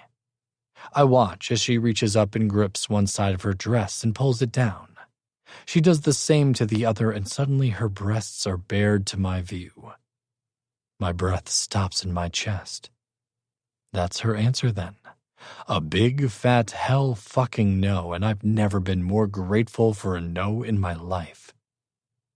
At first glance, Aurora Summers is an average girl that looks no different from the rest. She's neither overly beautiful nor is she ugly. She's normal, easily overlooked. At least, that was what I'd initially thought. My original assumption could not be further from the truth. Standing before me like this, she's a true goddess, with full round breasts tipped in pink. Freckles stain across her skin going even further down, and I can't help but want to trace each and every one of them with my tongue. They mold over her chest and between her breasts, to her stomach and upper thighs. "I want more," she whispers, her voice carrying across the quiet space between us. My tongue feels like it has swelled up by at least 10 times. It chokes me, clogging my throat so no words escape. It's only when she pulls her arms free of the straps of her dress and then goes to her knees in front of me that my voice seems to come back to me. "Shit." I hiss out a breath as her little hands go to the front of my pants and she quickly undoes them. What the fuck is this girl doing to me? Is it her goal to see me lose my absolute shit? That doesn't seem to be far from the truth, because she doesn't hesitate to open my pants and pull my cock free. It rises to her attention, slapping against the underside of my belly button before swaying away from me and right towards her. Calm the fuck down, I urge myself. She wants something from you. Don't think this is anything more. I close my eyes and suck in a breath, and then another, and another, until I feel like I'm further from her and more back in the right headspace. I reopen my eyes and look down at the image she presents.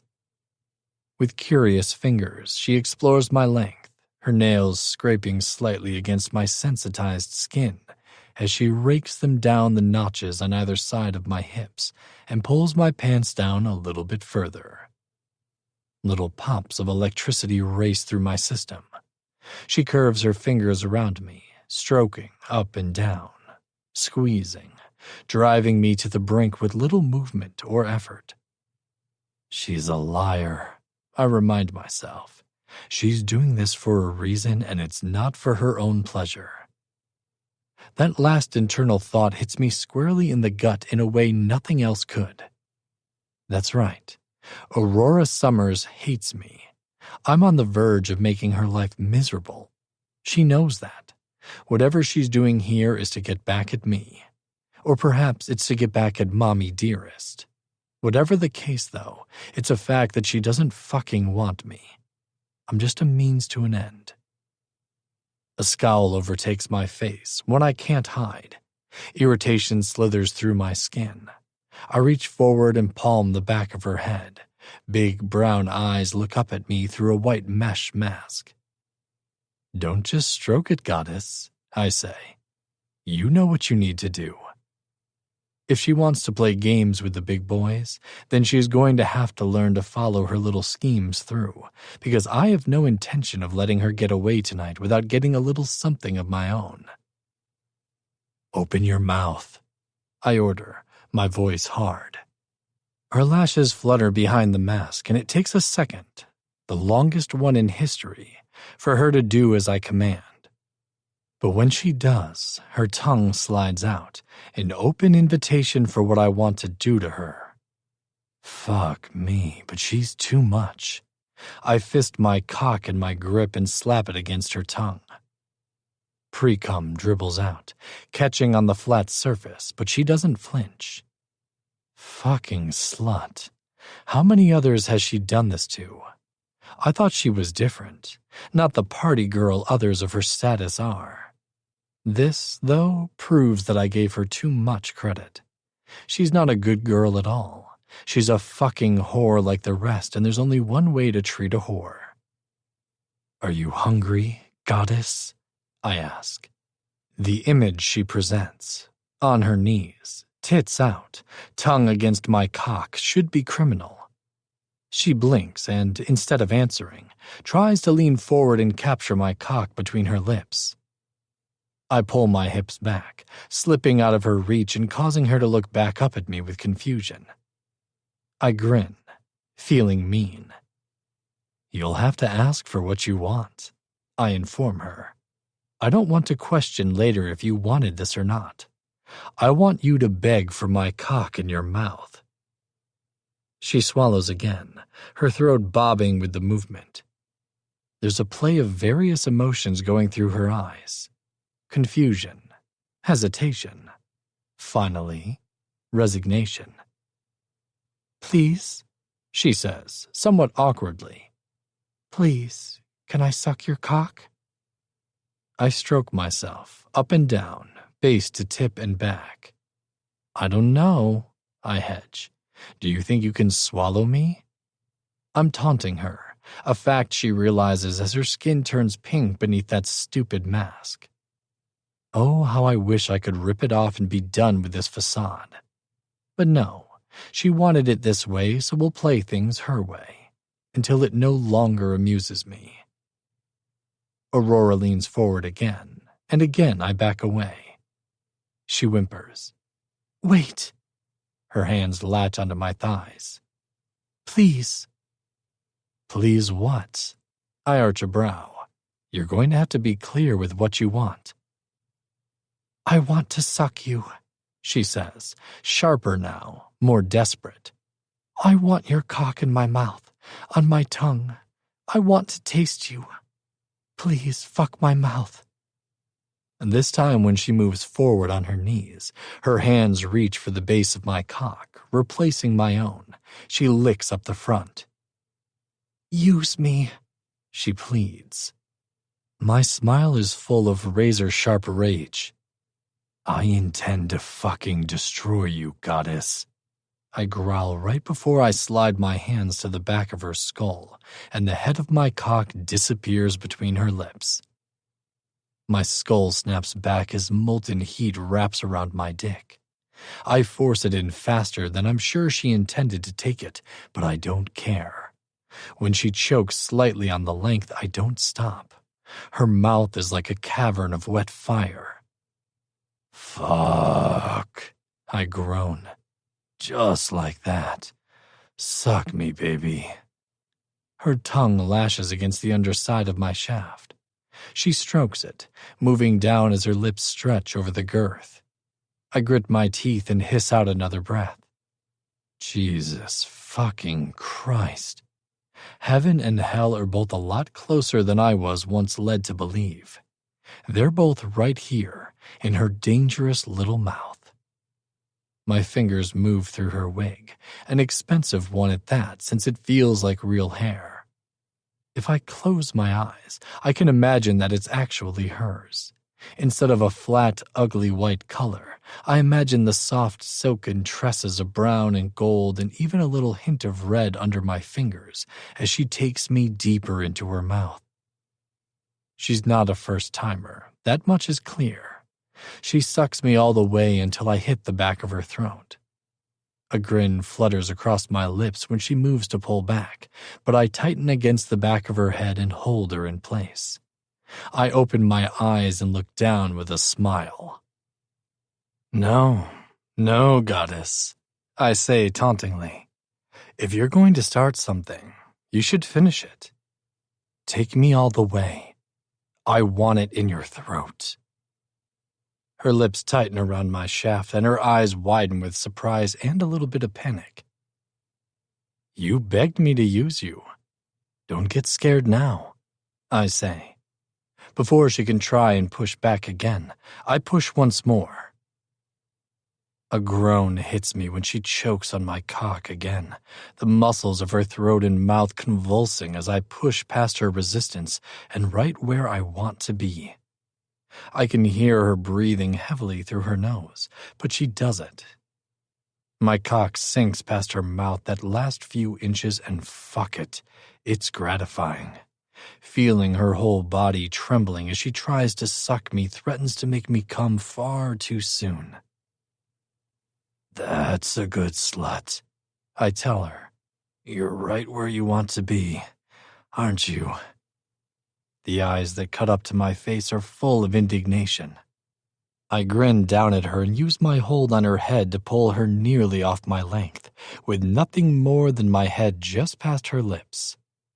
She turns her face to the side, coughing. Don't be a dick, she snaps, drool dribbling from her lips. I roll my eyes. You know who you're fucking, I say. I'm not the one wearing a mask. If you go to Hazelwood, and if you're at this party, then you at least know of it. Then you also know who I am. Why the fuck does that matter? Her face blanches, her brow creasing. I pull her closer, but she doesn't open her mouth again. My cock slides over her cheek, wetting her skin with her own saliva in my pre-cum. I rub it all over her, a burst of amusement hitting me when she grits her teeth. Leaving one hand still at the back of her head, I fist my cock once more, taking it in hand and slapping her with it.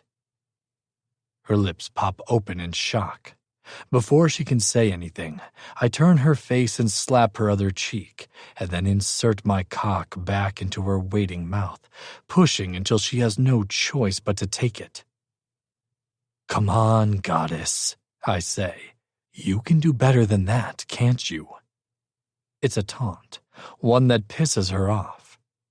Her nails sink even deeper into the skin on either side of my hips, the sharp pinpricks of pain turning me on like nothing else. That little attitude she shows is nothing compared to what I wish she'd do. It's no fun hunting prey that doesn't fight back. Aurora's tongue curls against the underside of my cock as I slowly pull back and drags down the veins there, tracing them and making me see fucking stars. Fuck, but she's good. My other hand moves down until both are against the back of her head. She's going to make me lose control.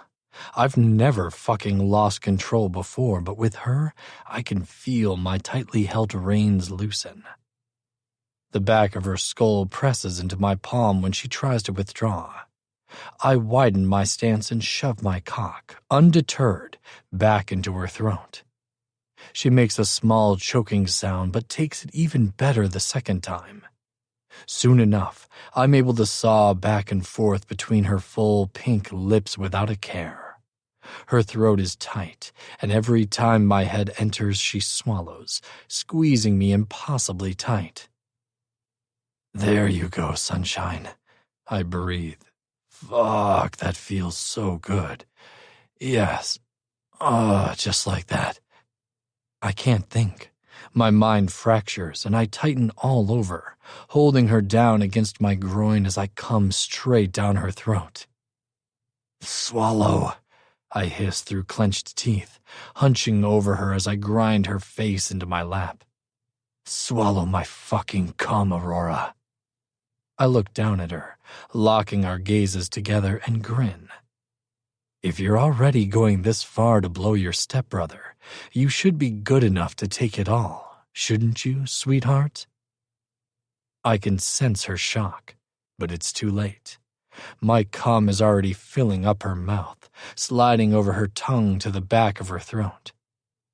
It makes me a disgusting bastard to relish in the fact that a little piece of me is in her belly, reminding her of the dirty, filthy things she did here tonight in this garden. As soon as I'm done, I pull out and take a step back, doing up the front of my pants and leaving her sitting there on her knees in the dirt with her pretty breasts hanging free. Aurora coughs, bending over and spitting out the last of my cum. What the fuck? She screams. I laugh, striding across the space to where I dropped my shirt. Picking it up, I dust off the debris and slide it back into place. When I've turned back, she's already got her dress adjusted. What's wrong, sunshine? I ask. Mad because you got caught? Her chest rises and falls in rapid movements with her harsh breath. You fucking asshole! She snarls. I arch a brow before bending to pick up my mask as well, though it's useless at this point. As is hers, but I notice she doesn't take it off. I don't know what you were trying to pull here, I admit a tad belatedly. But I think if you want to piss off your mother, finding out you blew her husband's son will do, right? I lift my gaze back to hers. I'll even post a review if you like. You knew the whole time, she says, but it's not a question. Still, I answer like it is. You're not as good at hiding your identity as you think you are. Her eyes narrow behind her mask. Then why did you pretend not to know? Why did you? I shoot back. She has no answer to that. Instead, she just stands there, continuing to glare at me even as her hands clench into fists at her sides. I blow out a breath. Whatever you did this for, I finally say. I thought I'd play along to find out. But if you aren't even sure, then I guess I'll just say thanks for the nice blowjob and be on my way. Again, she says nothing. So I turn and walk away, the heat of her gaze following me the entire way. 13. Rory. The squeak of the black marker against the dry erase board at the front of the classroom is a sharp stab to my ears. I can feel the eyes on me. It's been 3 days since that stupid party, and the rumors have doubled in size. Now people aren't even pretending to whisper about me. They're talking openly and rather loudly. The little ace that I created to take advantage of Isaac sits dormant, partially useless, on my computer in the bag at my feet. The second half of the video, the part when he came down my fucking throat right before calling out my name, needs to be deleted. Or maybe I can corrupt the sound. I haven't really thought that far ahead. Him finding out who I was hadn't been in my plan, and now adjustments need to be made. Whether he realized I was recording or if he truly thinks I seduced him to get back at my mother, he sure knows how to ruin a good fucking plan. Or maybe it had been a bad one. Hell, I don't know anymore. All I know is that Isaac Ikari needs to back off before I really lose my fucking mind. Class ends and I grab the first thing in front of me, my notebook, quickly shoving it into my bag before ripping the strap up and over my shoulder. I'm halfway down the front of the aisle when an unfamiliar girl steps in front of me, blocking my path. I pause and take in a deep breath, praying that I can maintain my cool. If only Celine hadn't skipped class today, I wouldn't have to worry about beating the ever-living shit out of somebody. Is it true? The girl in front of me is either too stupid to realize that I'm not in the mood to deal with her, or she's got just enough bitchy confidence to believe no one can ever actually touch her. Whatever the case, she cocks out her hip and tilts her head at me expectantly. Is what true? I reply through gritted teeth. That you fucked Isaac Ikari, she snaps. Shock rockets through me, and I whip my head around to stare down the man responsible for this fucking mess. Isaac stares back at me with an arched brow and a smirk. This chick has some serious balls asking me that with him in the room. I pivot to face her once more with a scowl. Why the fuck aren't you asking him? I demand. She rolls her eyes. I'm asking you, is all she says. Then after a brief moment where I do nothing but grind my teeth together, ruining several thousands of dollars of dental work from years past, she huffs out a breath. Well, she says, did you or didn't you? Why do you want to know? I ask. An idea pops into my head, and before I know it, a smile stretches across my lips. Actually, you know what? The reason doesn't matter. You asked me if I fucked Isaac Ikari. I can feel every eye and ear in the room on me. Even knowing it'll make them late for their next classes, some of the students have stopped packing their things and are leaning in to listen to what I'll say next. Oh, you stupid, fucking arrogant asshole, I think with pleasure. Rumors are so easy to manipulate and so easy to lose control of. That's what I asked, isn't it? The girl doesn't seem to realize that she's just given me the opportunity of a lifetime. Yeah, I did, I say, a little louder than her original voice, and her jaw drops in shock, as if she's surprised that I admitted it. I turn to the side, pushing her out of my way before stopping and looking back. If you're thinking of fucking him, I wouldn't recommend it. He has a tiny dick, and I didn't even come. I'll never be able to get those 5 minutes of my life back again. Huge waste of time, if you ask me. With that final statement, I lift my gaze, meet Isaac's furious glare with a smirk of my own, and head for the exit. He wants to play with rumors and my reputation? Well, fine. Two can play that game. Rumors, after all, once spoken, can't be stopped. You know what they can be, though? Rumors can be taken and turned on their heads. He wants to tell people we fucked? Fine. I won't deny it. Instead, I'll fuck him harder than he ever thought he could fuck me. I stomp down the hallway and head out into the last of the summer air. I make it 3 steps down the sidewalk before I'm abruptly jerked to a halt by a hand on my arm. Dark, wicked blue eyes glare down at me through the longest lashes I've ever seen on a man, and it takes everything in me not to punch him in his stupid face.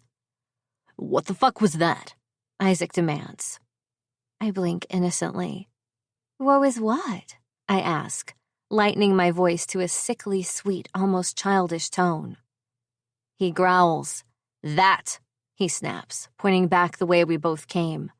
I note he's without his bag. He must have rushed after me the second I left the room. That, I state, was me proving to you that I am not to be fucked with, Isaac.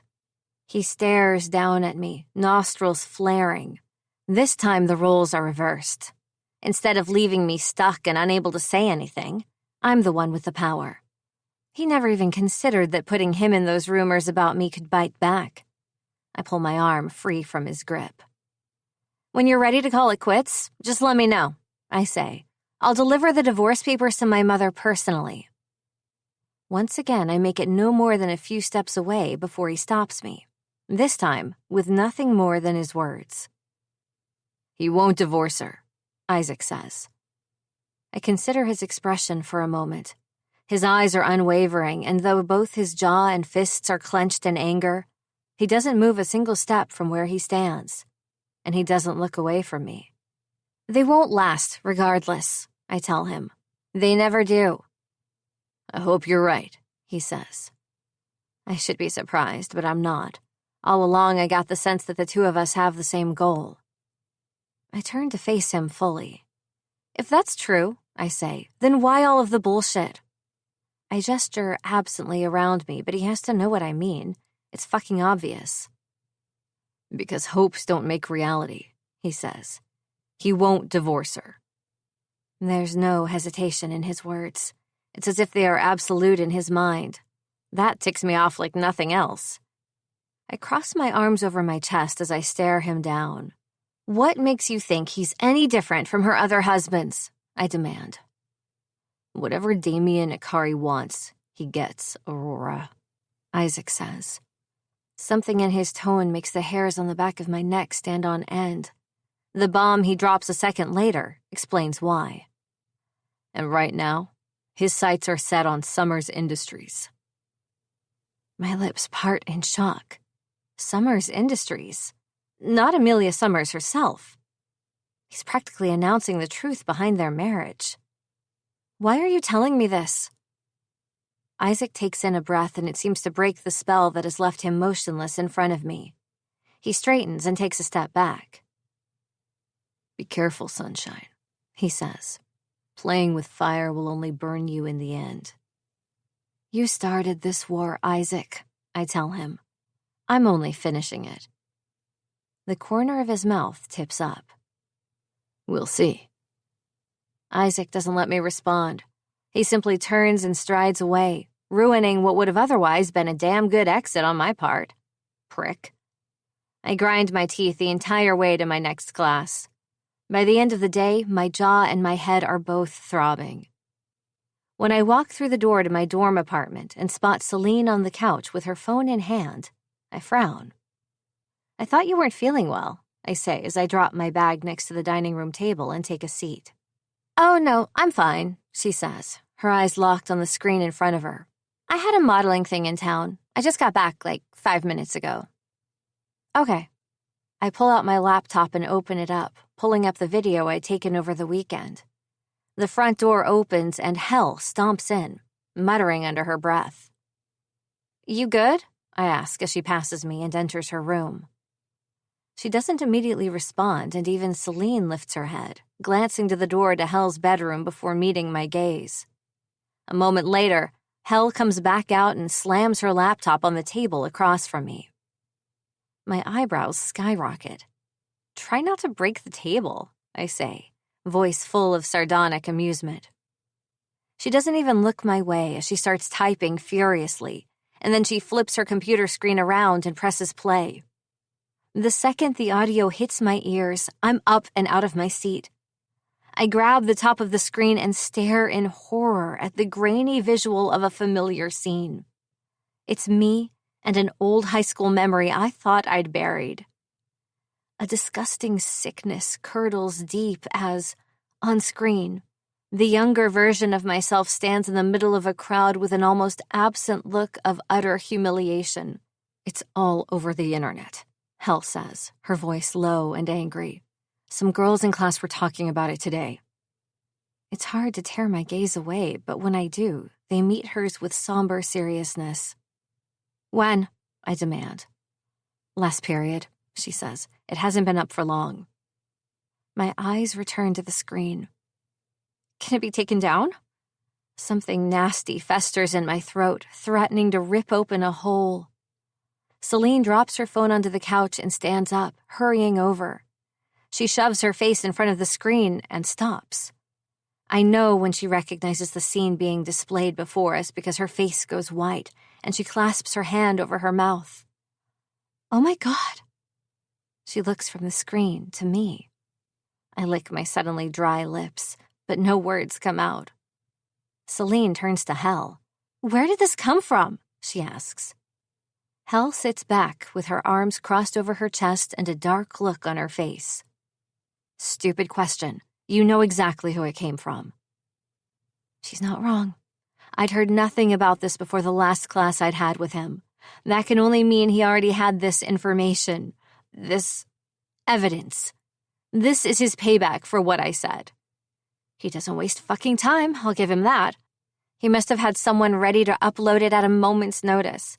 The timestamp of the posted video only marks it as being up a little over an hour ago. For the first time in a long time, Tears prick at the backs of my eyes, threatening to overwhelm me.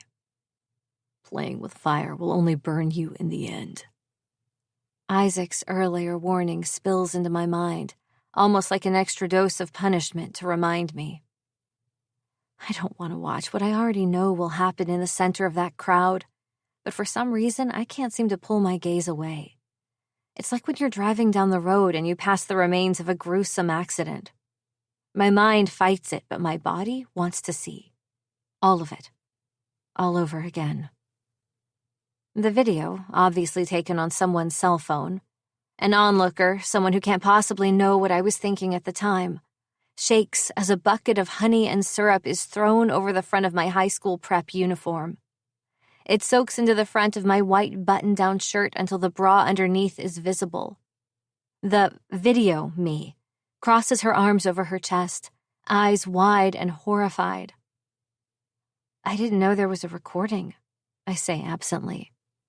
My voice sounds like it's coming from somewhere far away. Celine bites her lip. I did, she confesses. Both Hel and I turn to look at her. You did? Hel repeats in shock. She nods with a wince before jumping to explain as she whirls to face me. I thought your brother had taken care of it, though, she admits with shame. He was... Marcus knew? That sick feeling blossoms and takes over, invading every fiber of my being. No. I didn't want him to know. I never wanted him to know, or to find out. My horrible high school shame. He knew about everything else. This, the result of pissing off one of the most powerful families in New York, was something I wanted to bury as deep as possible. Celine looks to the ground. He still had friends there, Rory. Her voice is quiet but resolute. She's right. I remember now. There had been a few guys from the football team, players who'd remembered him before he'd moved to California and gone to Hazelwood. They'd been kind enough to cover me with a jacket and break up the crowd. But it had been too late for their rescue. The damage had already been done. The question is, how the fuck did they get something like this? Hel demands. It's a small world, I say, especially in the upper echelon. I'm sure Isaac has a lot of connections. Are you mad at me? Celine asks. I blow out a breath and scrub a hand down my face. No, I say, I'm not mad at you. I don't have the energy to be mad at her, and honestly, if I think about it, when had she had an opportunity to tell me? She'd been gone on jobs practically all the time. Most of her schooling had been done on the road. She was likely hoping that I would forget that horrible year before I took up kickboxing and learned how to fight back. I, myself, thought I'd left it behind. What are you going to do? She presses. What am I going to do? I suck in a breath and my eyes turn to my own computer screen. I'm going to give him a taste of his own medicine, I say. Are you sure that's wise? Celine bites down on her lower lip, glancing back and forth between me and Hel. The wisest thing I could have done would have been to ignore Isaac Ikari the second I landed on Hazelwood's campus. That was then, though, and this is now. There's no use in turning back when the match has already been lit, so I might as well make use of this fire I've created. Bile sits in my stomach, acidic and putrid. I look back to Hel's screen as movement pops up in the corner of the video. A familiar face appears. Megan Wood. I stare at the girl, watching her laugh as she rips a bag of bird feathers open and starts tossing them in my face. A few of her friends help. Some even go so far as to waltz right up to me and slap them on themselves. Brave little cunts. Old anger flares to life and my hands clench into fists at my sides. It had been Megan's father, another notch in my mother's husband's belt, that had started it all. It made sense that she would take her anger out on me, and because of this, I'd learned my fucking lesson. Until now. Until Isaac Ikari. This video is a warning. Play the game, he's saying, and you'll get burned. The girl in the video, the 3 years ago version of me, wouldn't have even thought of fighting back. She would have buried her head in the sand and hoped her tormentor would lose interest. Now, though, I don't feel as ashamed as she did. I have nothing to be ashamed of. Their anger towards me, Megan's anger towards me, was unwarranted. "It's not your fault, Rory. None of this is your fault." Marcus' words from back then remind me of that. I'm not who I was in New York. I'm who I am now. Here. And who I am now is not a fucking pawn.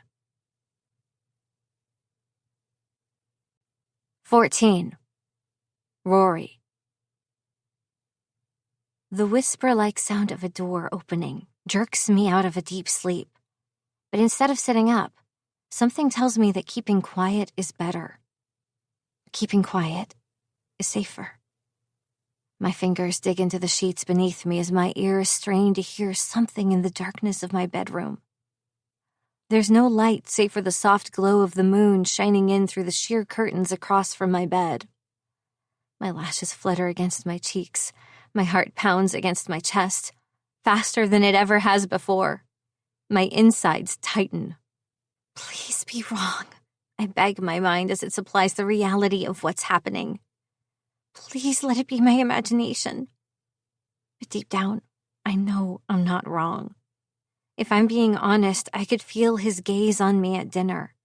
I just kept hoping I was making it up in my head. Now, as the bottom of my comforter moves ever so slightly, I know that I wasn't. Eric Wood, my mother's newest husband, slowly, carefully takes a seat at the end of my bed. I can barely make out his shape with my narrowed eyes. Go away, I beg silently. He must not realize I'm awake yet because he just sits there watching me. His gaze is locked on me, and even though I can't make out his shadowed expression, I can see the movement of his arm as his hand goes to the place between his legs. What do I do? What the fuck am I supposed to do? She's been married so many times, but nothing like this has ever happened. None of them even so much as glanced my way. They just pretended I didn't exist until the divorce papers were thrown in someone's face, usually theirs. Eric has been different from the start, though. I've always noticed the way his eyes lingered on me. The low touches on my back as I moved past him at some function or another. I'd never felt comfortable being alone with him. Why is he here? I want to ask the universe. It's a dumb question. I know exactly why a man like him would come to his 15-year-old stepdaughter's room in the middle of the night. The real question I want to ask is, why me? Eric bends low until I can feel his hot breath on my face. I squeeze my eyes shut, feeling ice trail throughout my body. It's childish, but I can't help but hope if I keep my eyes and mouth shut, pretending like I'm sleeping, he'll get up and leave. A sinking sense of dread tells me that I'm only lying to myself, though.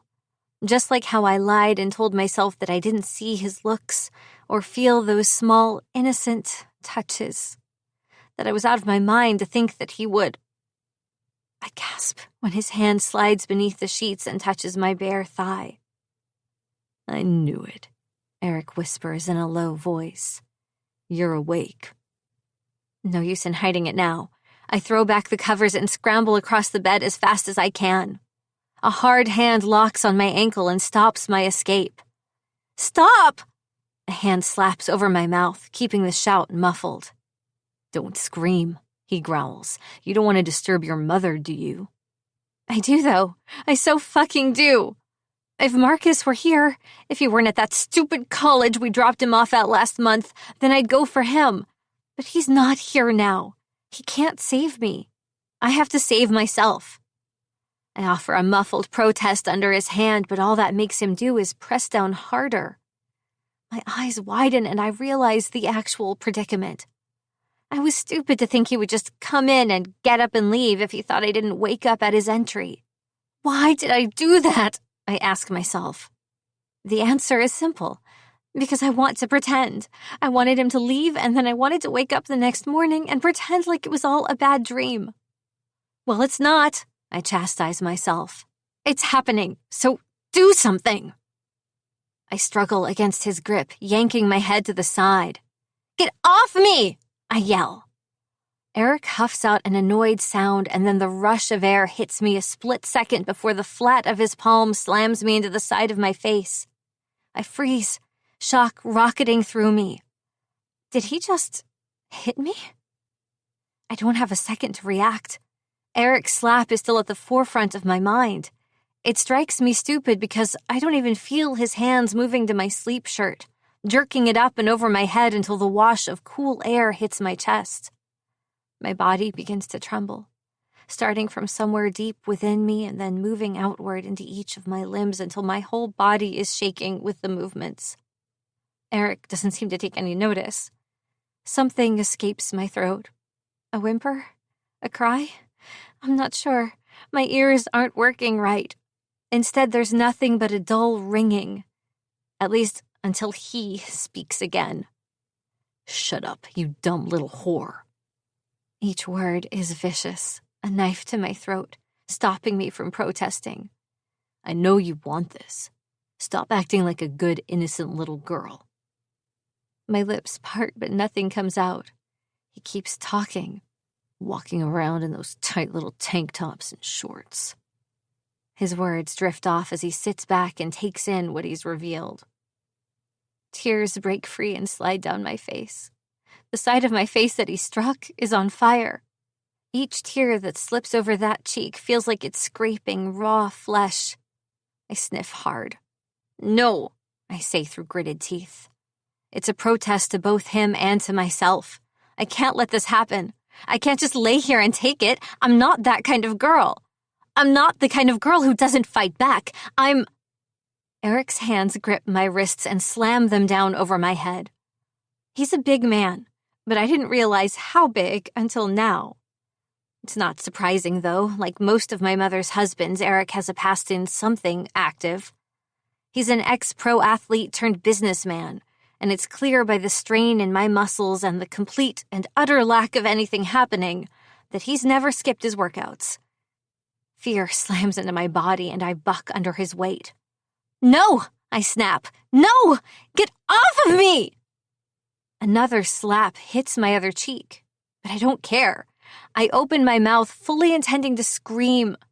Even if Marcus isn't here, my mother is. We don't get along, but she would never let this happen to me. She wouldn't let him. Eric's hand cups over my mouth, stifling the scream.